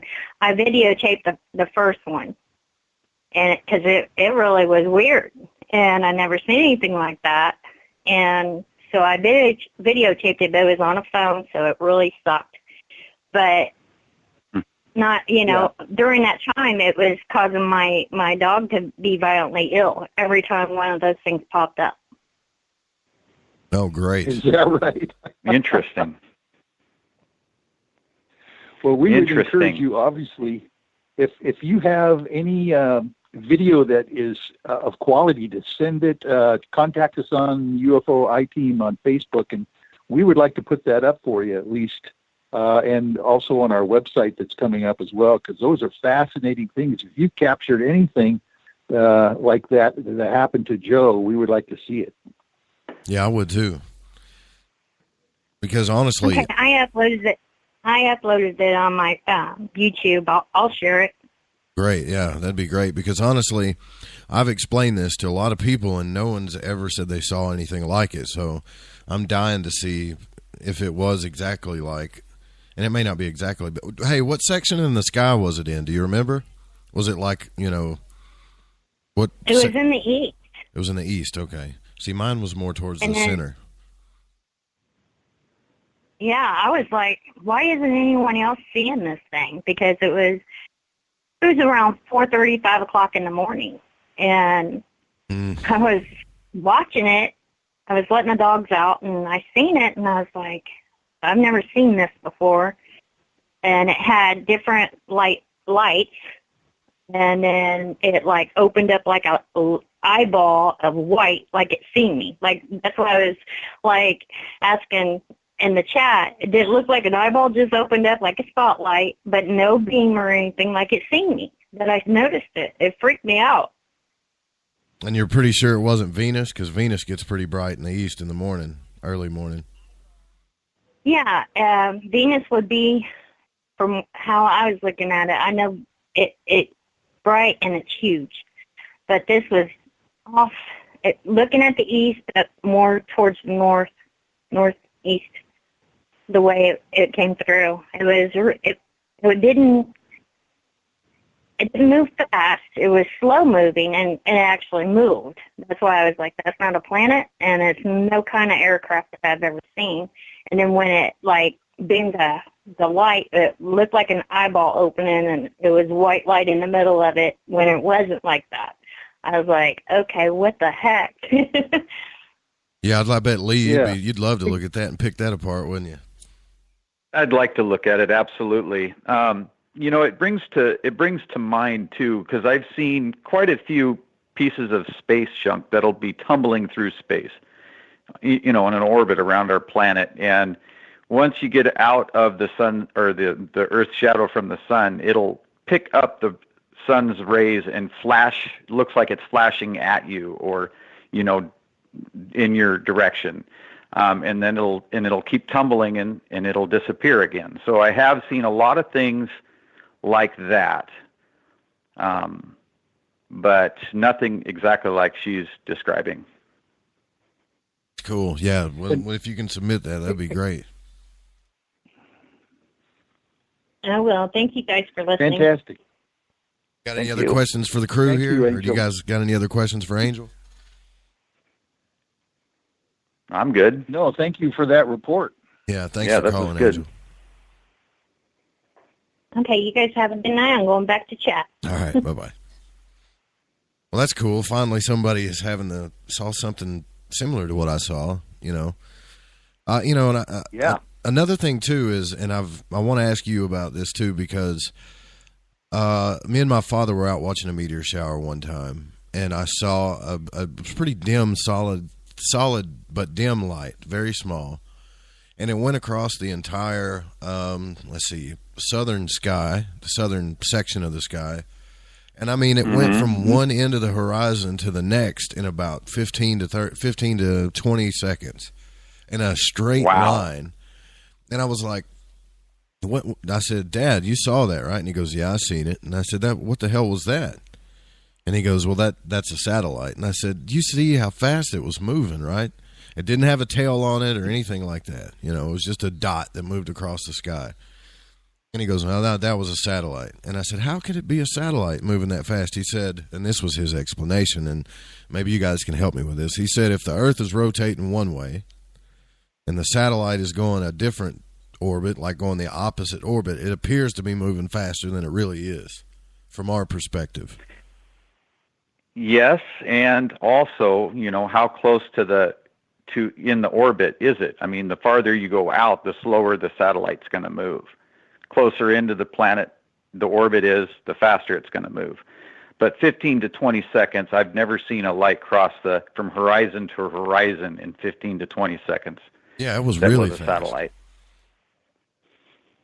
And my dad don't believe in none of this stuff. Pretty good. Yeah, my dad don't believe in none of this stuff, so he was like, "Yeah, I saw it." So maybe that was UFO. Who knows? It's got to be. I don't know what it was. So there you go. There's another one for me.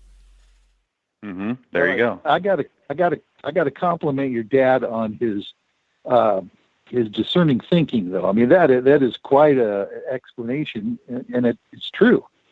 So at least he's a scientific thinker. But, of course, when you get down to the really brass tacks, nothing can move, not even a satellite at any kind of speed could move over from horizon to horizon in 20 seconds.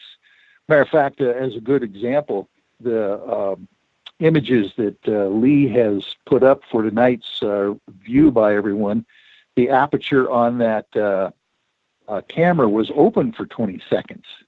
And that goes to show an image that's moving across that field of vision that we're looking at in the heavens in 20 seconds.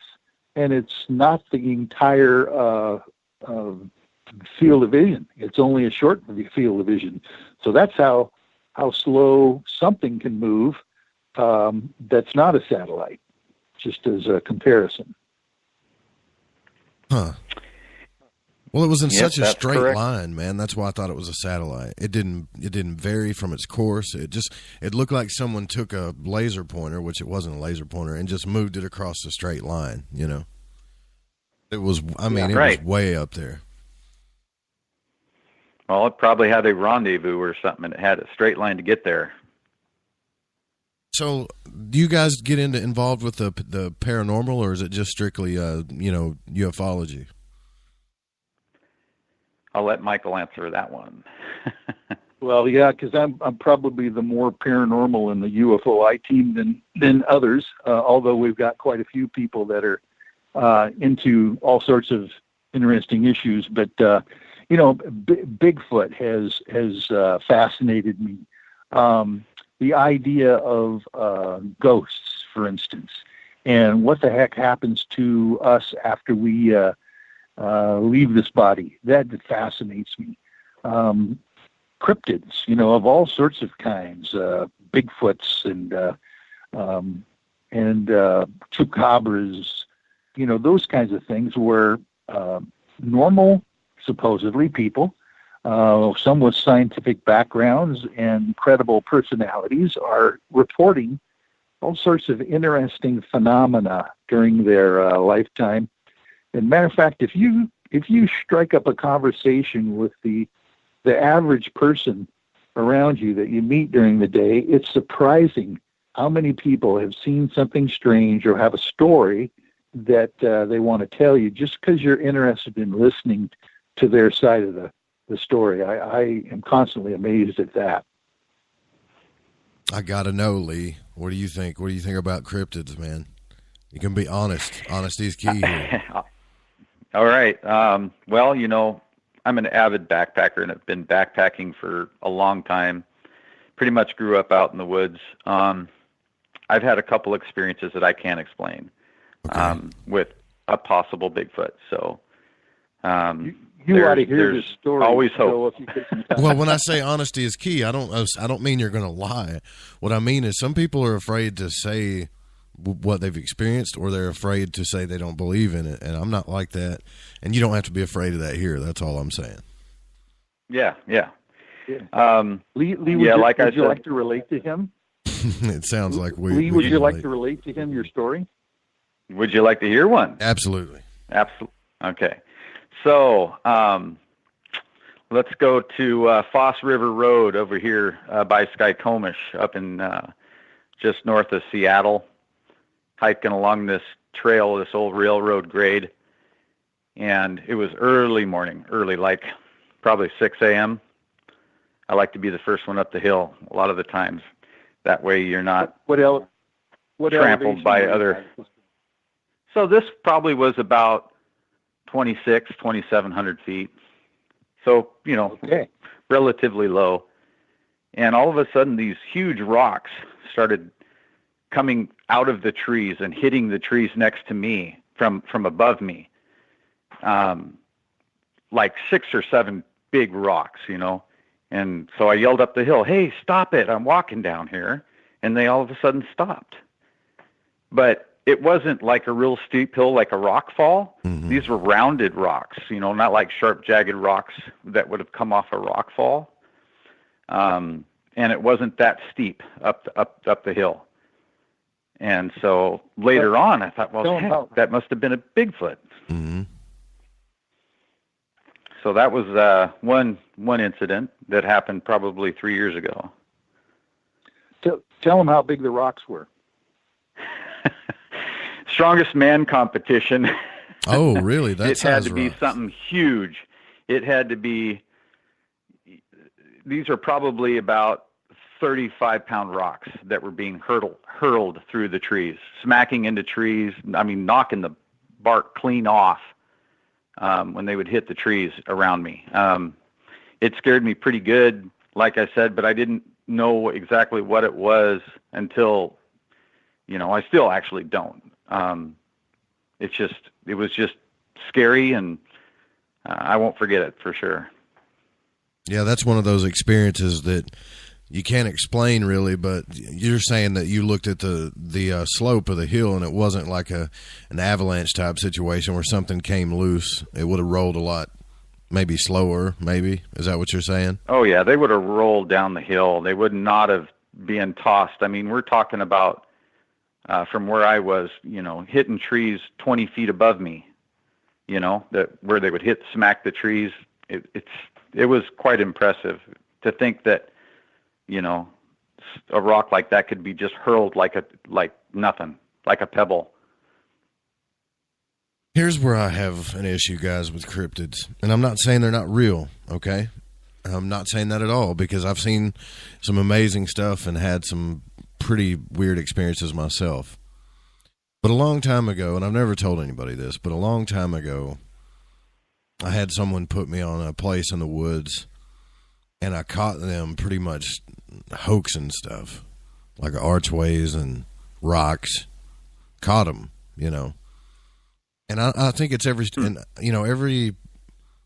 I've had that experience, there's something about it that, I don't know, I just kind of go, you know, and Dave, you know, he's seen a Bigfoot, and I don't doubt what he's saying, but it's kind of like the life after death thing. I've had astral travel experiences myself, but I still kind of doubt it. You know what I mean?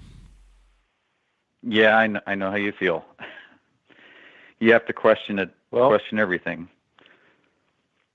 It plays over and over in your mind. Here's an interesting aspect of the Bigfoot thing that's just really got me puzzled. and Dr. Meldrum, even Cliff Barackman has mentioned this too, is these dermal ridges that they've actually been able to cast within the Bigfoot castings of big feet impressions. If you're out there doing hoaxing, you're not going to go as far as trying to get the basic footprint, of a Bigfoot embedded into your hoaxing. I mean that is pretty minute minutia. So I think that's fascinating stuff right there. Matter of fact, this might be a good time, Lee, if you want to tell him your second Bigfoot story. Oh, he's got another one. Okay. Yeah, the one over there in the Olympic Peninsula. So I'm sure you've heard of that. It's a pretty squatchy area. Yeah. I was hiking with my wife back along a old logging road, and we come around the corner and we see these bushes shaking like these bushes alongside the road just shaking back and forth. And then we started hearing these vocalizations as we started getting closer, and it sounded like I don't know, like Tarzan or some kind of grunting animal, just really deep guttural grunting noises. And we were enough pretty to make scared. your hair stand up, right? Yeah, exactly. And so we were pretty freaked out about it. We skirted as far as we could over to the one side of the road. The only way to go back was past this action that was going on. And so, of course, I was packing a firearm at the time, and I drew that, and we walked to the far end of the road and went past it. And once we had gotten just past it, it just seemed to stop. And wow. That was a pretty scary. What kind of firearm were you carrying there with you? Just out of curiosity. I'm Southern, so I'm curious. Okay, so it was a Glock Model 40, or no, it was a Glock Model 22 40 caliber. Would you have fired on it if you saw a Bigfoot? If you actually saw one? Only if I felt threatened. I was pretty threatened at the time. Yeah. Just all this action going on, but because I didn't see it and because it didn't make a move towards us, I never, even raised it up from my hand, which was pointing at the ground at the time. There's so many different cryptids that people talk about, though. I mean, Michael and Lee, it's like if it's not Bigfoot, then it's the Mothman, then it's this flat foot monster or this kind of clown, and I'm thinking, man, I don't know why. It's just, I'm just being honest, guys. It's not, Bigfoot is the most believable to me, but the other ones I don't know about. And I hate to say that because I'm a host on a paranormal show, but I got to be honest about it, Yeah, I understand. I feel the same way. If I haven't experienced it firsthand or don't know somebody that has, it's a little bit hard to believe for me. Yeah, no, yeah. But see, here's the thing.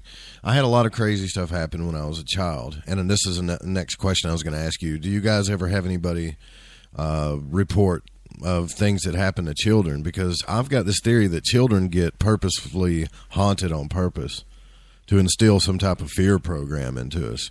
Because everybody I've ever run into had some pretty intense, scary experiences when they were kids. Yeah, I have as well. I'm in the same boat there. Well, my thing is, I don't want to get caught up in something like, that's why I don't talk about conspiracy so much, because I'm afraid I'm going to go down the wrong road. I guess I'm afraid of making a fool out of myself, but I'm still on this thing, guys. Like, I think that something is happening right now. I think it's in the sky, and it's either some type of nuclear program going on that behind the scenes, or it's something bigger, I mean, that's the biggest story of the night here for me, I think. Yeah. Yep. Definitely is. It's on our front, it's on our front doorstep. Joe, to add to your story about children purposely being involved in paranormal and or intuitive enough to pick up some of these things, there's an interesting story I read.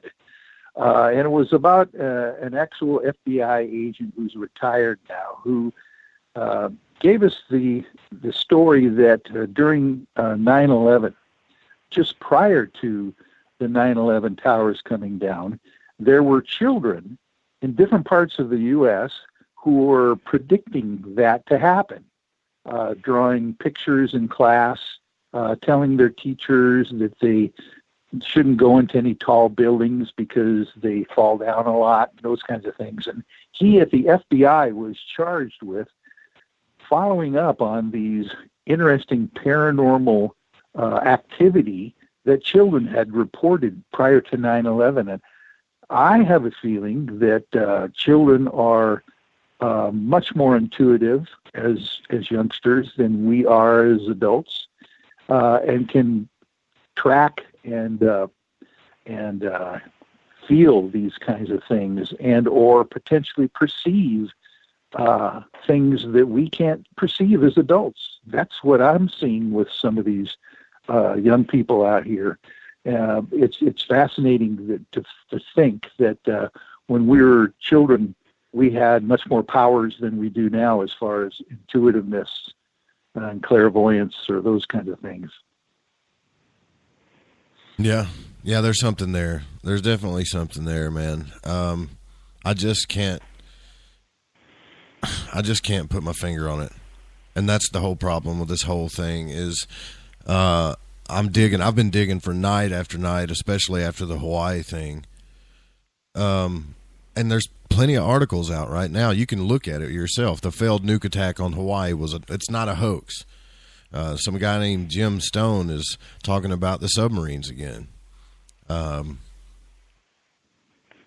was not supposed to have meant to have been an impact on Hawaii, but they found a stealth submarine, and there's tons of stuff that look solid proof it was an intercepted missile, and fumble fingers is a big fat lie. And they show a message from the IPAW SCAP, the U.S. Pacific Command, has detected a missile that's about to hit Hawaii or whatever, and it's going across the top of a screen during a basketball game, Ole Miss versus Florida. What has that got to do with missing a drop-down arrow? I don't know, but I've heard reports that there was a pleasure boat that also saw something blow up in the sky as well. So there definitely is something going on there. And the fact that Japan 2 days later had the same kind of message go across their TV screens in Tokyo. I mean, obviously something is afoot. I don't like to read on the air, but I'm going to do this just so you guys can understand what I'm saying here, and I think you already do. But this guy named Jim Stone reported this. He said, "I got a question for you guys. What nation could launch a nuclear warhead at the United States and get away with it? Come on, folks. This isn't," he says, "this isn't an accident." He says, and I got it. Israel. Israel's the only nation that could. They needed their false flag and World War III to shut down Trump, or shut Trump down now that he's the Orkin man after the critters. And he says, heads up, folks, it may be getting hot outside your window soon. You'd better make sure you keep at least a light on. I didn't post that little nifty oil lamp for no reason. Now, here's the reason. Pacific Command detected a missile. Those systems do not ever screw up, which means they shot it down, and it took them 38 minutes to confirm they destroyed the sub, and another missile would not be launched, as I have been reporting all along. Here's some more solid proof that it was an intercepted missile, and he shows the screen going across the basketball game. He said, I heard about this transmission going out during a ball game, but did not know anyone documented. Well, here it is. And then he talks about all the different reports of people going into Hawaii, more troops going into Hawaii. The launches originated from the same anomaly detected on January the 12th. They were immediately intercepted and destroyed. and it was reported to be a nuclear cell submarine. Now, this sounds like a whacked out, just crazy conspiracy theory. However, it doesn't sound unrealistic to me. It sounds pretty terrifying to me, is what it sounds like. It sounds like we have the technology to take out missiles that are in flight. There was one that blew up on the launch pad at North Korea launched not too long ago, and I always had a feeling that that was us doing it, that we have the technology to take them out before they reach populated areas. So I'm hoping that that is the case. Also, he's quoting here, of course, just real quick, that the sirens at Hickam Air Force Base, Pearl Harbor, and other bases went off, and they are not hooked up to the EAS, which rules out the finger-fumbling fool. There you go. But, wow. TechMan and hashtag Spaced Out Radio said it was a hack. So that makes me wonder about what you're talking about with Assange, or Snowden, I'm sorry. Yeah. Yeah, you want to elaborate on that a little bit, Michael? Well, the whole idea of it being a hack was the theory that only during a DEFCON 1 or 2 or something worse than that can they actually access certain data from secure locations around the globe when they want to protect that data from a potential nuclear strike. So if this was a potential nuclear strike on Hawaii or anywhere near there, that's where Snowden was working, and said that the NSA has a massive database of material. And maybe this is, well, one theory, of course, is that there was a false flag or a hack that went into that NSA databank and retrieved data that would not normally be retrieved during a peacetime situation when it could be accessed during a DEFCON. So who knows? I mean, these are all valid theories, and it's interesting to me that given enough time, there's enough investigators out there that can find this corroborating information. And so I'm going to be interested to find out what happens in the next few days or weeks on confirming one of those stories or the other. I'm just pretty excited about the capability of the mass public and their savviness on finding out what the real truth is. Well, I think you're right about the time thing, and here's why. They also sent another update. He said that the new line from the launch is that the police knew it was a false alarm 5 minutes after the alert was given. And the guy's calling BS on that. He said, because if that was true, how on earth did the EAS take 33 additional minutes after that to give the all clear? Would they not be the first to know? They obviously would. So the police should have gotten the all clear from the EAS. If they didn't, who gave them the all clear? It's not like all the cops have a secret line to military command post. I call BS on this. And if you also, when you're talking about time, if you remember a few years ago, there was a confirmed missile launch off the coast of California that was also scrubbed and called or debunked, but then later it was proven that it was launched by a Chinese Navy Gen-class ballistic missile nuclear submarine, and it got scrubbed by the Pentagon and debunked by Snopes, of all people, of course. But it was so obvious what it was, no one hunchbacked.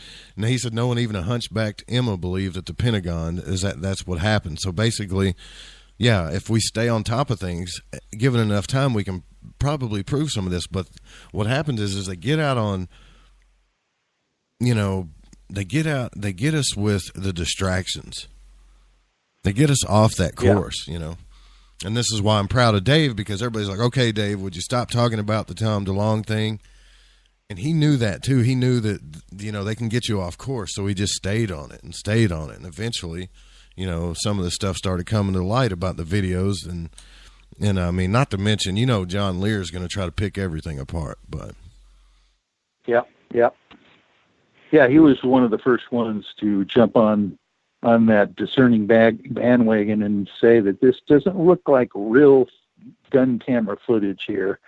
And then, of course, it just kind of starts crumbling from there when other people get the courage, maybe because of his, initial report, to look into those things again.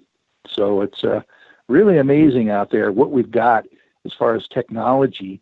It's a two-edged sword. Of course, we're all living in a land of Big Brother, but there are certain things that can be used to find out the truth. And that's what I find fascinating, how people are using. I don't know if you're even familiar with some of these Q droppings or the 4chan or 8chan, anonymous networks out there. There are some folks out there that are just fantastic in finding out, ISPs and where these things are coming from, the posts and everything. And I'm encouraged that a lot of them are young people out there that are doing this and finding out the truth.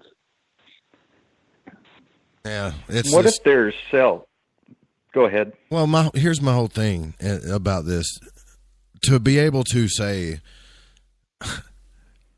I mean, every job I've ever worked, the one thing that you could do that was totally bad, and saying that there's a missile attack is really bad. That's not a small screw up. They always have countermeasures in place to where it's almost impossible to screw that up. But not this time. I just don't believe this, man. Yeah, I think there might be cells within the government that are working against each other. Some want to bring things to light, and others want to keep things hidden. And so you've got that duality going on, and it's really confusing to sort through for sure. Absolutely. Well, you know what? We're gonna get into a little bit more ufology here. The phone lines are still open. It's 501-777-5631. We're in the final hour. Don't go anywhere. I'm Joe Roop. This is Spaced Out Saturday. We'll be right back. Hi there, this is Dave Scott from Spaced Out Radio, and I want you to come on a nightly journey. Starting at 9 p.m. Pacific, midnight Eastern, every Monday through Friday, you can come hang out with me and the other space travelers. We have it all from Carl the Alien bouncing on by to those misfit gnomes causing havoc. It's 3 hours of fun and entertainment on those topics the mainstream really doesn't want to touch. Come get all paranormal with us at spacedoutradio.com, and together, my friends, along with our resident guitar god Bumblefoot, we own the night. There's a lot of strange going on in this world, and we can help you find out what's going on with you. Paranormal, cryptids, UFOs in the sky, aliens in your bedroom tickling your toes. We have the investigators you need to find out the answers you deserve. All you have to do is head to spacedoutradio.com. Your information is 100% confidential. The SOR Sightlines Report. It's free, and we're here to help. Not ready for bed on Saturday night? Right after Spaced Out Saturdays, hop on over to S4 with Corey Ruiz and me, Eric Cooper from Forest Moon Paranormal. With S4, there are no limits to what we try and uncover. From government conspiracies to helping clean up the paranormal, no topic is safe on S4. We get to the heart of the matter, of the subjects you want to learn more about. So tune in on S4 starting at midnight Pacific, 3 a.m. Eastern, only on SpacedOutRadio.com.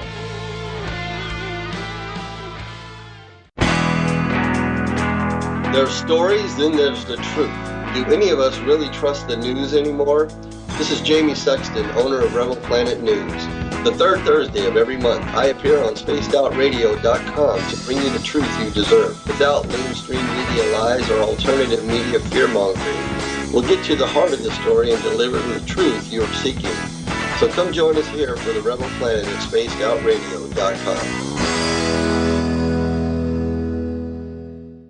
Hi there, I'm Butch Witkowski, lead investigator with U4COP. On the final Monday of every month, you can listen to me and host Dave Scott on Spaced Out Radio's Strange Days. We're going to get to the heart of the matter when it comes to what's happening out there. People are seeing and experiencing things from ET contact to Bigfoot, and I want to hear about it. Your experiences are what we investigators need to help solve these unknown mysteries. So tune in at spacedoutradio.com to the final Monday of every month from Butch Witkowski's Strange Days.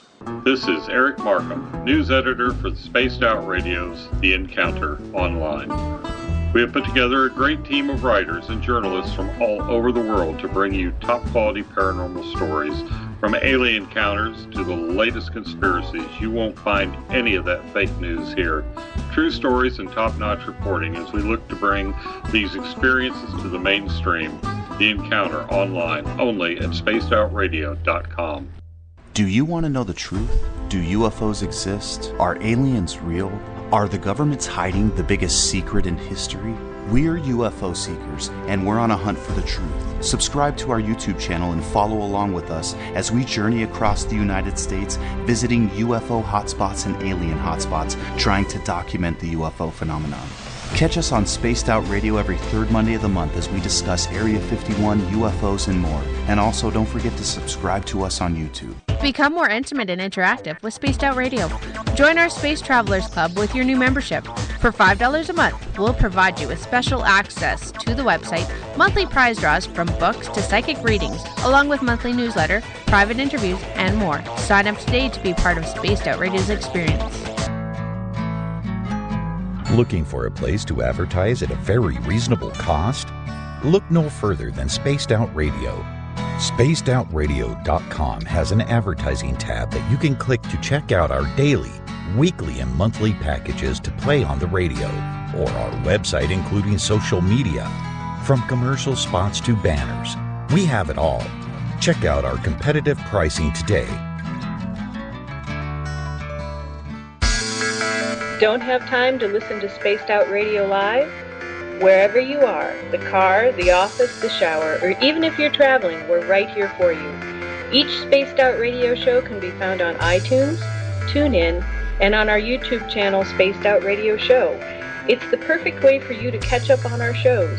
For more information, just head over to our website, spacedoutradio.com, and tune in to us today.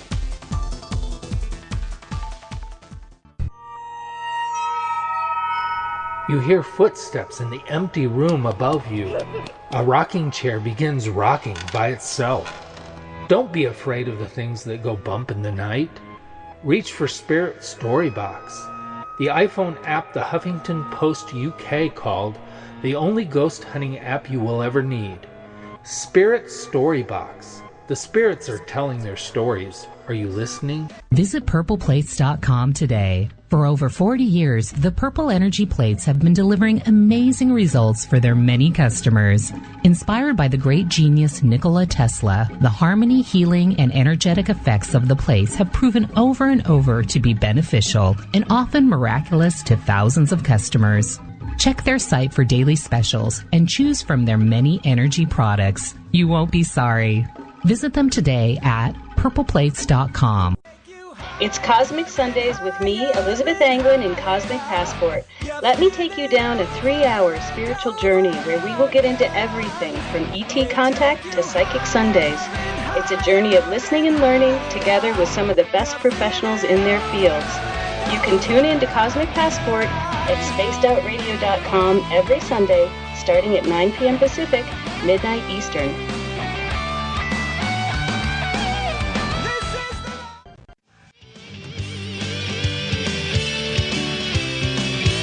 The opinions expressed by tonight's guest do not represent the opinions or position of Spaced Out Radio, syndicated carriers, or anyone associated with SOR Media.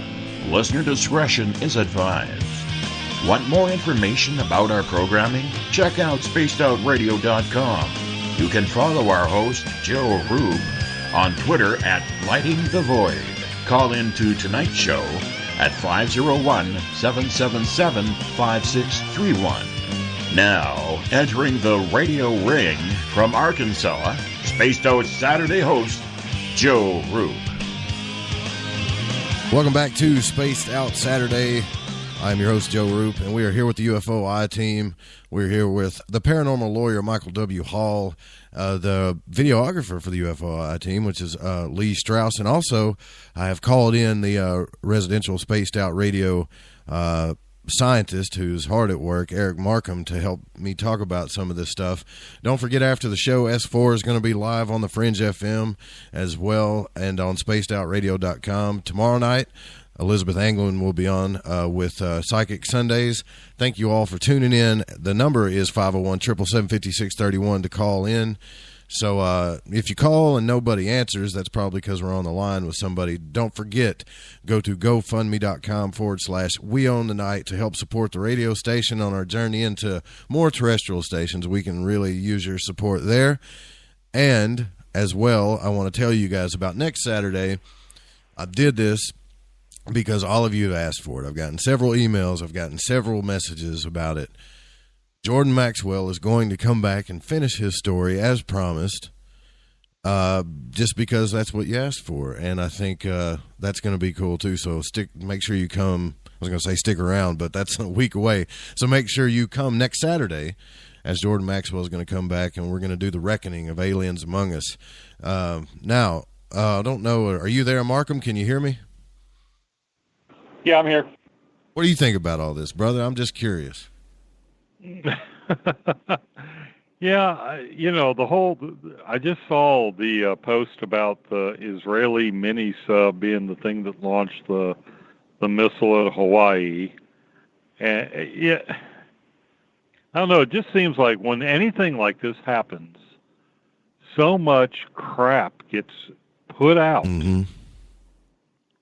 It's like there's a smoke screen. You're right. Did North Korea really lob one at us just to, his eternal pissing contest with the commander-in-chief? One of the curious things to note is that since that incident, North Korea has been real quiet. Well, I mean, Techman here in #SpacedOutRadio said that, sorry, I didn't mean to cut you off, brother, but he said only 50% of the people actually got the phone alert. The sirens didn't go off, and he knows people there. And, that's what I was telling Michael and Lee during the break, and I don't know if you heard me or not, but why is it so hard to find out the truth? Everybody's out there claiming they know the truth. They're putting it all over social media. You're watching TV. You're getting 6 or 7 different stories. Why is it so hard to get the truth? I mean, that people are going to say, well, it's obvious. Everybody thinks they know everything. I don't know, man. I think there's so much disinfo out there that we're just in like this big pile of garbage of disinfo on purpose that we're never going to know. But I do find it's interesting. To sip from a fire hydrant. Right. But I do find that it's interesting that these guys got all this footage in the sky while all of this stuff, all these new programs are launching, all these new, organizations we got for the government, stuff's being rehashed in the government that we, should have been closed down. But all I'm saying is, man, is something's going on. And I think for the most part, most people would agree with that. It doesn't sound too crazy to say something's going on that we don't know about. Well, it just seems like, doesn't it just seem like there's an awful lot of crap going on right now? I mean, it's not just 1 or 2 news stories. It's just like there's this, let me use the wonderful world, there's a plethora of distractions out there right now. You've had the meteor strike in Michigan that, depending on whose dash cam picture or whose cell phone picture you see, it looks as much like a particle beam weapon as anything. You've got the attack, the North Korean attack, supposedly on Hawaii. You've also got a Chinese space station that's about to whose orbit is disintegrating, is going to crash somewhere. It's this, check the laundry list. You got to find wonder comfort what the real event is. This is why I think Lee probably just finds comfort in just taking footage, right, Lee? It's better just to get the camera out and watch. Exactly. Just get my camera out there, and watch the night sky and look for any, crumbs that I can find up there. I really try to stay away from the headlines as much as possible. I look at a few things, but I really just want to be out looking at the night sky. Got tons of listeners in the chat rooms that you guys kind of inspired them to do that, and a few of them went out and looked up the night sky. For the most part, it's cloudy. I get that here too. You guys deal with that up in the Northwest a lot too, don't you? Yes, we fight the clouds here quite often, and the rain. They say people here in Seattle, we don't tan, we rust. Oh, no. That's bad. Well, I want to know,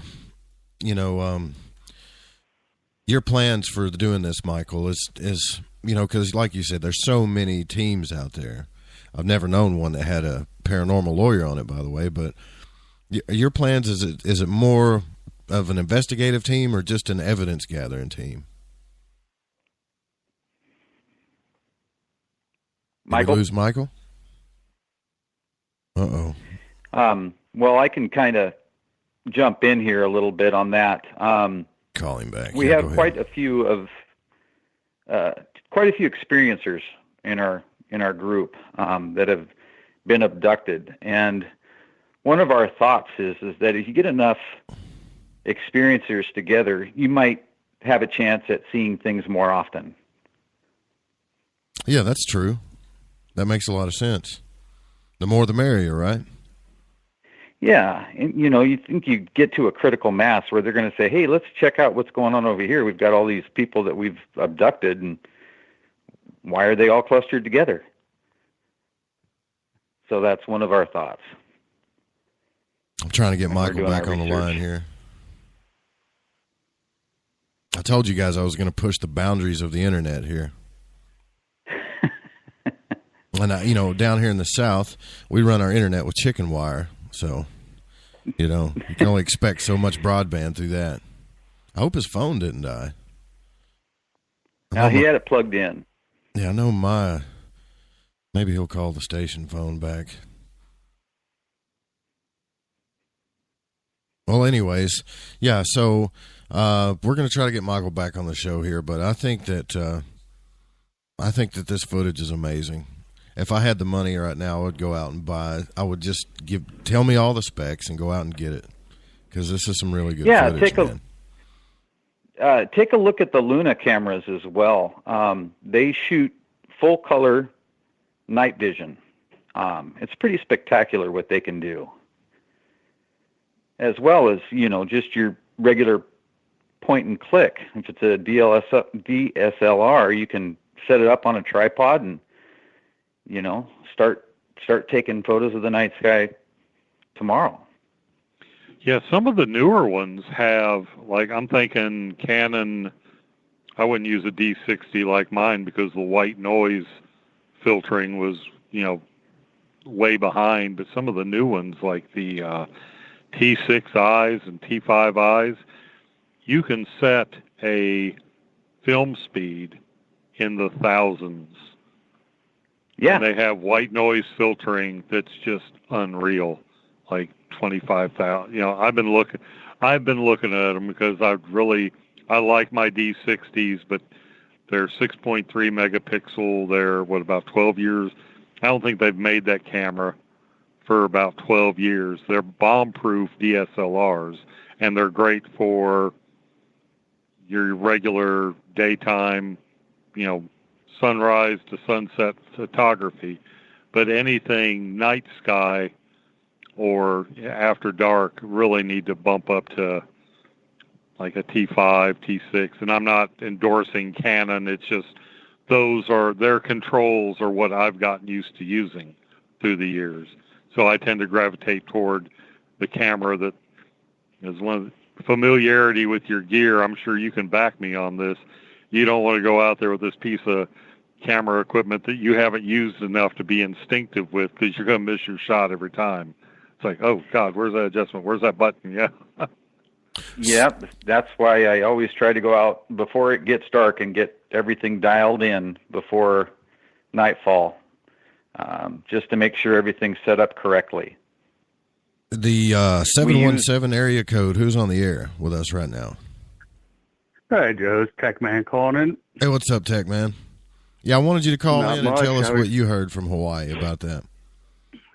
I know a couple people that do radio shows out there, and one gentleman is right off of Pearl Harbor, actually right up the hill that does his show, and he was talking about it the other day, and he said the DEF CON, once that goes off, all the sirens go off in Hawaii, just for people that don't have access, to the alerts. So it's like just a redundant system. And I was told that they did not go off. And only a certain percentage of people, mainly people with iPhones, actually got the alerts on the phones. So, hey, Joe, I'm back. All right, we got you back. Good deal. So you're saying that everything we're being told in the news and the media isn't true? I mean, as far as the sirens going off? Unless he's giving me wrong information, because he was very adamant about it, saying that the sirens did not go off where he was. He says Pearl Harbor would have been a buzz, and it was nothing. Like, interesting. Well, you know what? If someone lives in Hawaii and they're all supposed to go off, and someone's telling you like, "Hey, man, no sirens," he's not going to make that up. No. And this is a very reputable person. I'm not going to plug the show, but I mean, it's a very reputable person that I get some information from time to time. Sure. And you got to think about it too. When this went off, doing my research, within 5 to 7 minutes, Twitter already had that it was a false alarm. They were already posting it was a false alarm. But it took 38 minutes for the government to go through all the all their stages to say, oh no, it's fine. It's a false alarm, And to me, it seems more of a, they're implementing AI and human interface at the same time. Interesting point. And and you're gonna have something that triggers it, and then you need a backup human to say, okay, because this person has to hit the button to send the alert, and then confirm that what he's doing or she is doing the right thing. So it's like a two-stage human interface after the AI sets it off. So this could be anybody, like whoever shut down Trump's Twitter feed that time. They just want to do it, Yeah, right. to see what happens, And it could be some sort of psyop as well, to see what the reaction is. But in 38 minutes, where if you set any ballistic missile off in that Pacific area, it's going to hit Hawaii within 15 minutes. Yeah, it shouldn't take that long, for sure. Now, did you get a chance to look at the UFOiTEAM's footage? By the way, I know I dropped it in hashtag Spaced Out Radio. I did. What do you think about it? Yeah, I did. I think it's very fascinating. I really do. I mean, I've been at this for 30 years, and I'm kind of past the whole. To me, disclosure happened years and years ago. Amen. I'm just past this whole thing, and when the whole To the Stars thing came out, I was very vocal right away. That video was out in 2007, and it was on YouTube in 2007, and everybody poo-pooed it then, all the big talking heads, everybody. And I was in correspondence with like Linda Moulton Howe, Richard Dolan, all these people saying, look, I have this video. You guys are really going off the deep end here with this video. Interesting. And they're like, no, it doesn't exist. I said, I'll send it to you. I have it. And then about 2-3 days ago, they're starting to come out. Dr. Eric Davis, who works for To the Stars, he was, all of a sudden he comes out and says, well, yes, it was out, but the chain of custody wasn't there, and so we didn't believe it. Right, exactly. It's like... it's still more jumbled up information and everybody changing their stories. I'm about to just go out and take pictures. That's what I'm going to do. Yeah, I mean, I'm not going to believe... the videos that they're going to send out, how many thousands of gunship videos do they have? Right. They have thousands upon thousands upon thousands. And we've seen thousands upon thousands of this stuff, Now, the only thing a lot of people will gravitate to this, because I do feel bad for the experiencers, because it is verification if it comes from the government. But you can't have 70 years of investigation and proof and videos that are just so much better than what they're putting out at this point. To dismiss this. And I was doing some research as well, and Peter Levenda, who I really respect as an author, he's not really a UFO guy, so to speak. He writes a lot about the occult of the Nazi rat lines and things like that. Right. Well, he got pulled in to co-write and help write The Secret Machines with Tom DeLonge. Really? Okay. See, I didn't know that. Yeah, and that's why The Secret Machines is spelled with a K, because it has to do with the Nazi occult, the rat, and all this stuff. Wasn't Secret Machines, though, wasn't it a fictional book, though? Written in a fictional manner? So to speak. It was kind of like a set-up type of thing, for what he was leading into.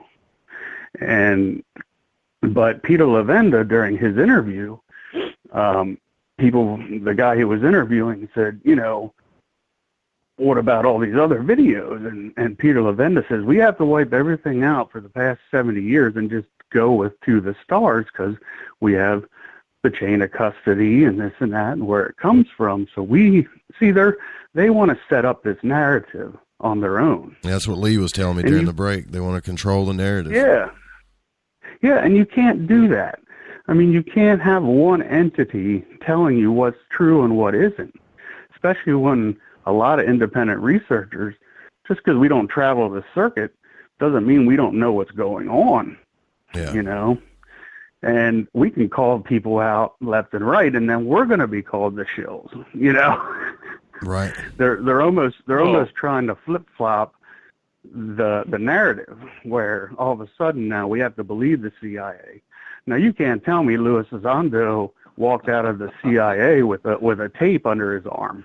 This is all set up, We're just supposed to eat it. That's the whole thing. And we're going to have to eat it. In a way, I feel like that we're going to eat it regardless. No matter how much stink we stir up, we're going to end up eating this in the long run. Yeah, you will if they want that narrative, because the CIA controls, the media. Operation Mockingbird's been going on for years and years and decades. They're going to only let out what, they want to let out. Nobody is asking these people the right questions. Nobody's digging in deep, It's almost like they're scratching the surface and, okay, we'll believe you. We're supposed to believe that Lewis was disgruntled, but yet like he had program a moral complex about secrecy. Come on. Yeah. The program ended in 2000. They were too secret. Yeah. The program ended in 2012, but it took him 5 years, and all of a sudden he got pissed, so he left. And he's taken all these secrets with him. And when you leave the CIA, you have at least a 20 or 30 year, secrecy where you can't talk about anything. So whoever let this video out or whatever, that's why the DOD says, no, we didn't let it out. It was the DIA, they don't want any culpability with this either. And that's why this narrative, is going to be played out to the point where we won't have anywhere else to go. I totally agree, man. That's the problem. I totally agree. And I appreciate you calling in. Tech Man, who frequents hashtag Spaced Out Radio, calling in to us, the UFO, I can't even say your name now, I'm sorry, UFOiTEAM, and to call in and let us know. It's like just validating everything we're talking about. And it's good to know that you feel the same way we do about a lot of things, Yeah. I believe in UFOs. I've seen them. I know they're true. It's just this disclosure is going to hurt more than anything. Look how it's splitting up the UFO community. Right. It's just shattering it. Even worse than what it is. And that's my problem with it. You know, if you're going to get to the truth, give us the truth. Right, I mean, exactly. don't filter money to Bigelow, you know, and then say it's, you know, for a threat. My God, if it was for a threat, we wouldn't be here anymore. I mean, what? Well, you're right, you know, man. I that's appreciate my point. I appreciate your phone call and giving us your input on that. Thank you very much. All right, Joe. You have a good show. It's really good so far. Thanks, man. You have a great night. Thanks for listening. Bye-bye. Okay. Bye now. You know, Michael, you're still there, right? Yeah. Okay. So I got a question for you. Being the paranormal lawyer and all, can these guys ever legally get in trouble? Is that even possible? You know, I mean, in politics, we all see that they do criminal things. I mean, the closest thing I've seen to anybody getting legal action actually taken against them was Bernie Madoff. Look how long ago that was. Right. Why is it? Why can't we? You know. Yeah, go ahead. Well, this is what I see coming down in the very near future. I don't know if you've been following the idea that there are these unsealed indictments that are, you know, thousands of them around the United States that are about being ready to be unsealed. And these are for basically issues that we don't quite know about yet, but it's an astronomical amount compared to the normal indictment process that are happening. There are people out there that, for instance, these flights, normal commercial flights, Delta, United, those kinds of things that have been turning around in mid-flight lately. I don't know if you've been hearing about this. Returning back to the original airports they came from and or stopping off prior to their destination with no real explanation other than some problem with the cockpit, or there was even a bird strike, one of them claimed the other day. But there's just a whole lot of those things happening where some people are thinking that some of these black hats are trying to escape, and the white hats are catching them and bringing them back. And then there's another issue of all these supposed major flights that are heading towards Guantanamo Bay that is like unusual, to say the least, given the recent budget increase that facility has received also for a potential remodel, I understand, goes to show you that some of these people are being caught, possibly. And down the road, there could be very much what we used to call the old war crimes tribunals happening, where some of these things are going to come out big time. And that might be what they're trying to prepare us for, some kind of an issue that's coming down that we are not going to be able to be kept in the dark about eventually, and they're trying to figure out how they're going to break it to us slowly. But I've heard about a lot of these legal issues that are coming to the forefront here and might be something that is going to break soon. That's what I hear. Well, what did you think when, and I might want to get your opinion on this too, Lee, when Angel called in and they're saying, okay, we can't do the laser pointers, we can't even have drones now, I mean, at what point do we lose our rights to even put stuff in the sky? I mean, I've always wondered about this. Why, when the drones first came out, I laughingly admitted, one came in my yard and I blasted it with a shotgun because it freaked me out. I saw the camera on it. To find out that I broke the law, and I went, I actually apologized to that guy and I paid him, please don't press charges on him. It just made me angry. You've got a camera in my yard, Yep. I've got a drone as well. We don't own our skies legally. We own is it just the grass that we own? But everything above us is, fair game, right? Well, you don't even own the grass anymore. Yeah, you don't pay your taxes. That's for from sure. the state. Yeah. Lee, by the way, is a certified drone pilot, so he's the exact guy to ask this question to. Really? So What's Yep. yours? Okay, So, go ahead to let us know. Well, there's state parks you can't fly drones in, and there are obviously other areas too, and near airports. You got to stay 5 miles away from airports and all sorts of things. But I have not yet heard of a city outlawing drones yet. That's news to me.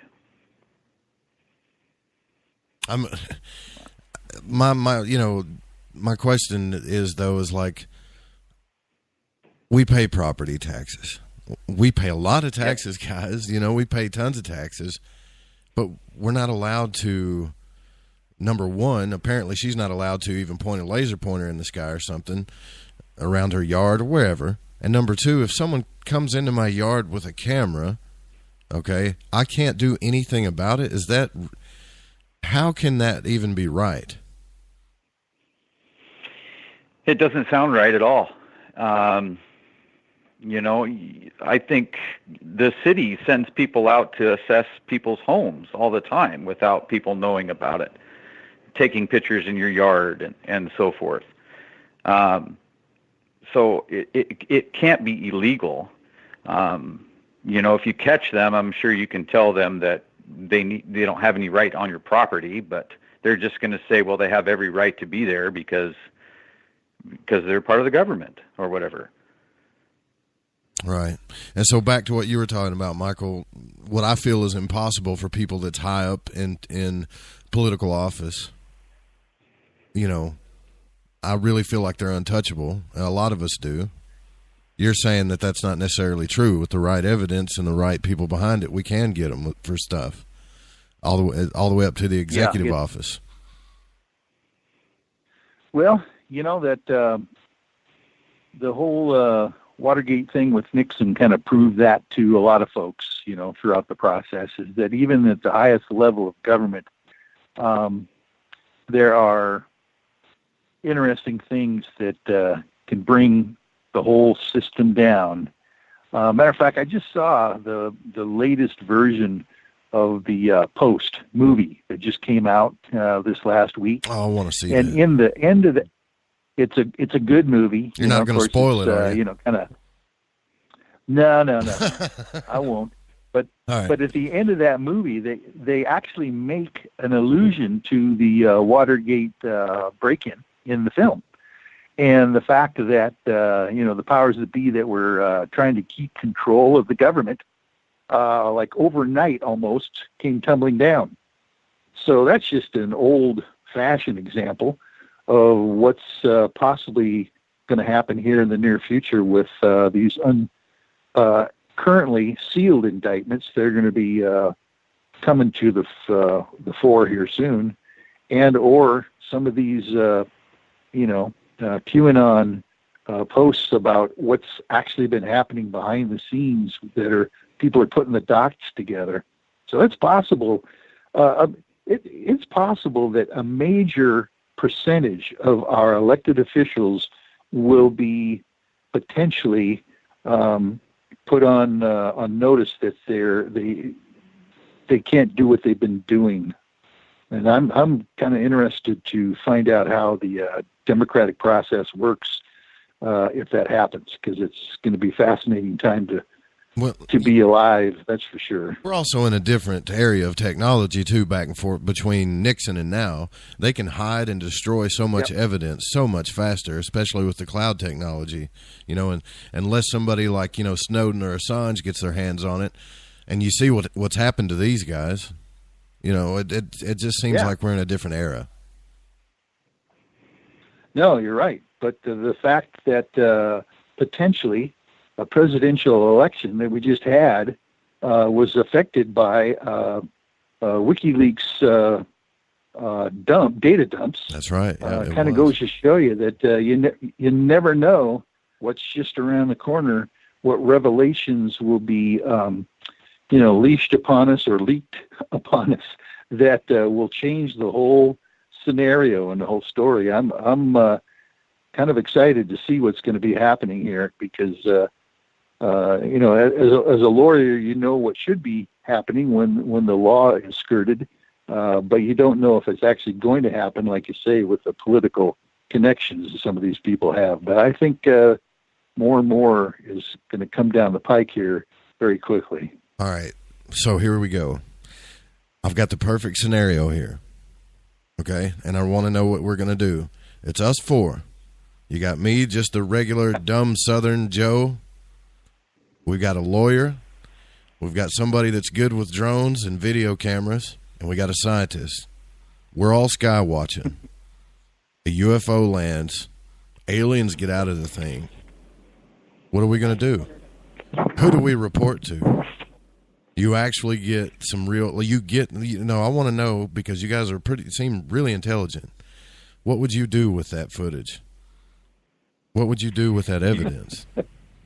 Put it everywhere at once, wouldn't you? Yeah, just not try and make a buck off of it. Just make it, personally, if it was my footage, I'd get it out there everywhere. Every news agency, every social media, give copies of it to everybody. I mean, it would be disseminated so rapidly and so thoroughly that you couldn't pull it out. I would be the paranoid guy that was thinking we were about to get taken out with a space weapon immediately. That's what I would be. But exactly, there you go. And if you're thinking like Markham is, and a lawyer would think this way as well, you need to protect your source. You need to protect the client and the information. And the best way to do that is get it out to the public as quickly as possible, some way, somehow. And I don't know if you ever saw one of those coolest episodes of the X-Files where this one kid a younger guy had a proof of extraterrestrial presence on Earth on a little hard drive. And of course, the Smoking Man and all of his minions were after it. Scully and Mulder were trying to hide it, and that's exactly what the situation would be in a case like that. Now, here we are in a situation that we are stuck in the middle of a potential phenomenal revelation. Why do the extraterrestrials want to put the onus on us to disclose if they're not willing to come and disclose themselves? They possibly could do this at any moment, and they're not doing that. That was going to be my next thinking. No, my next question. If that's the case, and you guys seem pretty intelligent, and we'd put it all over the media, with as many people that have had experiences, have photographed things, have said that they've done this, why haven't we seen that? All we've got is a rusty HUD video that's probably not even real. Yeah, that HUD video was debunked, 10 years ago? Yeah. Or more? When it first came out, it was, claimed to be a hoax. Or was, what about that? Everybody. Sorry. Go ahead. Go ahead. That's Lee, right? Go ahead. Yes. We do have some incredible UFO footage that dropped down right over Mount Adams. And this thing was 200 feet across. A lit up orb Michael and I saw and recorded. I mean, that's as close as I've been ever to having one land right in front of us. Do you have that footage? Oh, yes. Yes, we do. We have it up on YouTube. And what's the YouTube It's channel? Absolutely amazing. It's called, hold on here. Now I'm drawing You see what a I'm blank. talking about? This is real stuff here. It should be all over the place right now, but it's not. It should be, but it's because a lot of people don't know it's there. My YouTube channel is Not of This Earth. Not of This Earth on YouTube. How much do you suffer from people not believing it just because there's been so much incredible footage out there that, turns out it was composited with, some of these UC film students do project classes that are unreal. You've got to where now seeing is no longer believing because of, the digital photography and the digital retouching. Yeah, I worry about that myself, but when you've got video with bats flying in front of the object that you could see fly through the screen and some of the just incredible stuff that would be just about impossible to hoax, it's amazing. I didn't like really, that. And this would. I really didn't think you guys was going to say with, that, to be honest with you. I thought Michael was going to be like, well, the first thing I do is protect the footage, and then, we'd get out of there in a high-speed vehicle, and, you know what I mean? I didn't think that you guys were, you took me by surprise there. I think the thing is you have to get it to protect yourself. Right. You have to get it out there. Because once it's out there, you're no longer the target. It's all damage control after that. But you have to get it to the damage control point. When it's just some scared, person with a flash drive in their pocket and nobody else knows it, that's big red target for the smoking man. Exactly. And now a lot of these new cameras, they have like instant Wi-Fi download. You can shoot the footage immediately and broadcast it from there. Yeah, it can go, and with all the social media, all the different like YouTubes and Facebooks, and what you can do anymore with your footage. You can have how long is it, the average really interesting clip take to go viral now? Within minutes. Yeah. So that's right. That's the best protection we would have, is getting it out there. Lee, why don't you tell them what we did on the 13th as far as the Facebook Live?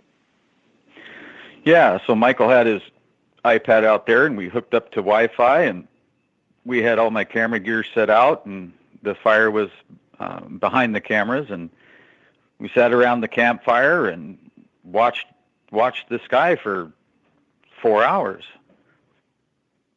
That sounds awesome. We were broadcasting live.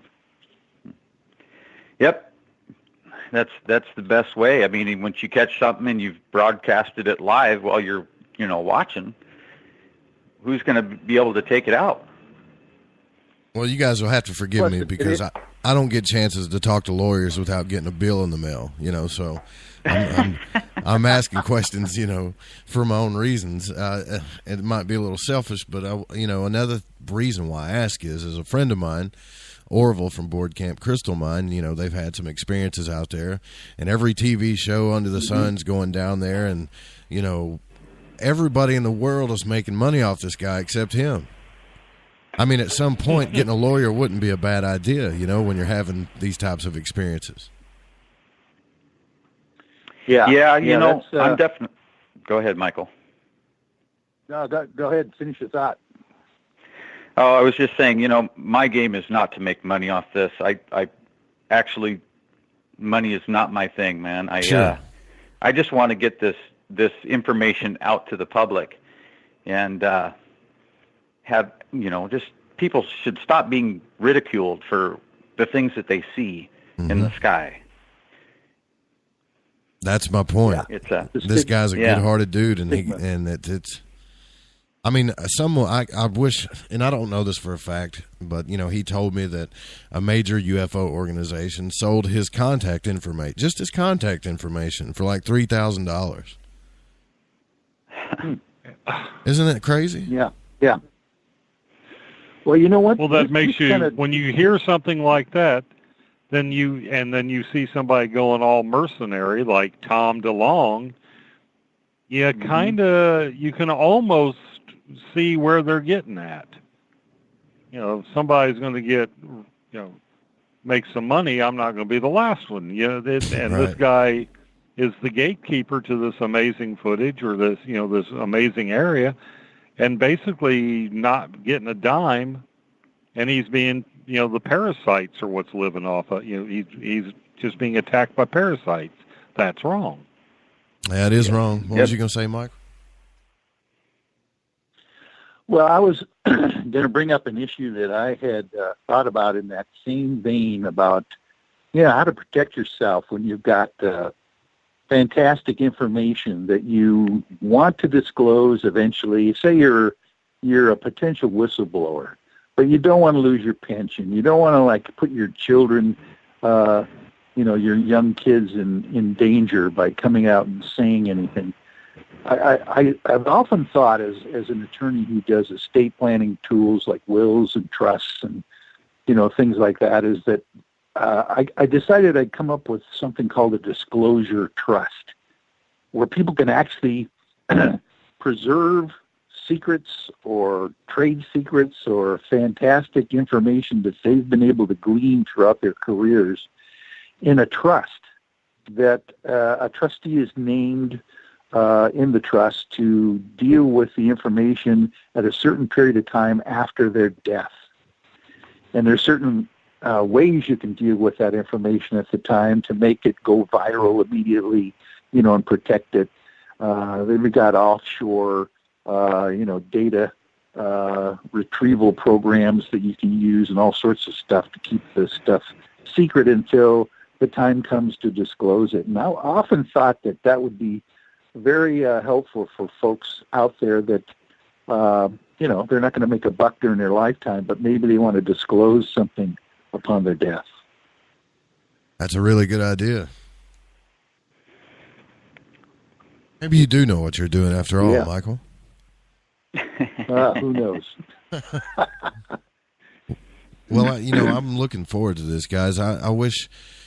So basically, if anybody wants to watch you guys' footage or whatever, if you join, it's a fairly new Facebook page, but I would suggest everybody go over there and at least like it and follow it, so the next time they do this, you can see it. Now, when it's going through the live footage, does it have these same filters on it as these still shots are, or does it look different?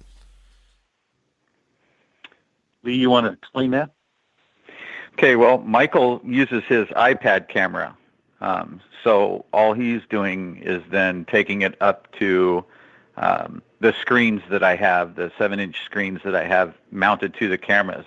And he'll, pan from one to another, and then we'll talk about recent sightings, and we'll have kind of a campfire chat while we're doing a skywatch, which is really a nice, comfortable thing to do. It's wonderful. Even play some some Indian music in the background. And that's just something that I've always done the last couple years that I've been doing skywatches. It's just a ritual type thing. And everybody gathers around the campfire, and we watch the monitors, and we watch the sky, and it's just nice. It's like Native American flutes in the background, while we actually have a soundtrack going on while we're doing this. That's pretty cool. Now, this shot that you have of the three, the bigger anomaly and the two small ones, they all three have lasers pointing at them. Were these still in the sky, or were they moving at the time? No, those were still in the sky. Those were just stars I was pointing out at the time. Okay. All right. Yep. I have a question for you, Lee, on that one. You'll notice there's one image that has 3 lasers pointing at 3 different stars at the same time. How did that happen? Because we only had one laser. That's what I was asking about. So the shutter stays open probably in that shot for 25 seconds. So, you pinpoint one, then the next one, then the next one. So it looks actually like you have 3 lasers, but it's just a single. That explains it. Yeah. That was his time-lapse photography still at that point. Yep. Yeah. On what date was it? Good point. And this is a dumb question, but was it the 12th? Or what day was it when that Hawaii thing went down? Do you guys remember the exact day? Wasn't that a Sunday? Was it last Sunday? The 14th, I believe. The day after our Skywatch. And those no, it was the 15th. I think it was the 15th. It was a Monday, I believe. Maybe a listener can comment. It was a couple days after, a day or two after, maybe. Yeah. Yeah. And again, I just need to reiterate, those do not seem to be satellites that are captured on those images because they're going way too slow. If the image aperture was open for 20 seconds, these things appear and disappear within the same image aperture, which is way too slow for a satellite. Could there be a possible space war going on above us, folks, that we don't know about? I mean, realistically. Well, somebody's satellites are getting taken out and they're crashing to Earth. That's my thought. According to Ed Grimsley, it was actually a battle between I think I heard him say one time, our secret space program and some, hostile alien races, that it was going on up there. Take that, as you will. Do you believe that they're the hostile ones, or do you think that maybe we are being hostile to them, firing first? I don't know. It may be if you listen to R. Keith Andrews, that's the thing. If there's a slant you want, you can find somebody out there who sounds credible, giving you telling you what you want to hear. Now, I would have to say, I would be more willing to believe if I had never seen a UFO, I would think that it was terrestrial versus terrestrial. There was no ET involvement. But having seen a UFO, I would have to say that it's just as credible that we are shooting first. But my thing about that is, if they can get here from anywhere, if it's an interstellar traveling race, the power at their disposal is so beyond anything that we have. And what could we possibly fight them off with? Yeah, that firing at them would be like going bear hunting with a BB gun. But it wouldn't make sense.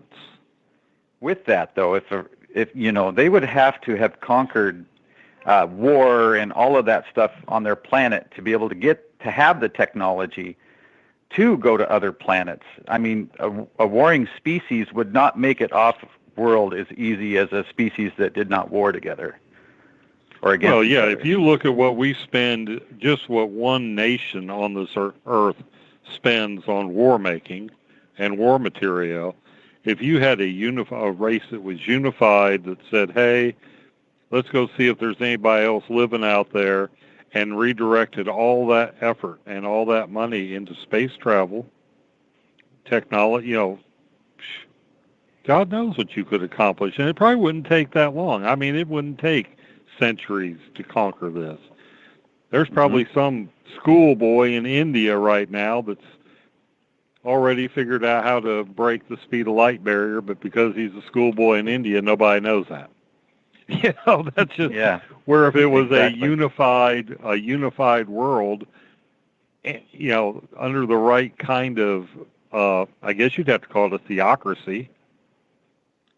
And I'd hate to see it turn into something like, temples of Syrinx, where the priests didn't want any new technology. But I mean, if you had this a system set up to where, hell, we'll try anything just to see if it works. Something would, surely there'd be a breakthrough. Something would have to happen. You couldn't have that many billion minds working on a single goal and not achieve something. There's so many people that know so much about all this stuff, the reptilian race, this and that, like Kat saying, Stargates, the space war, and then you got Corey Good stuff.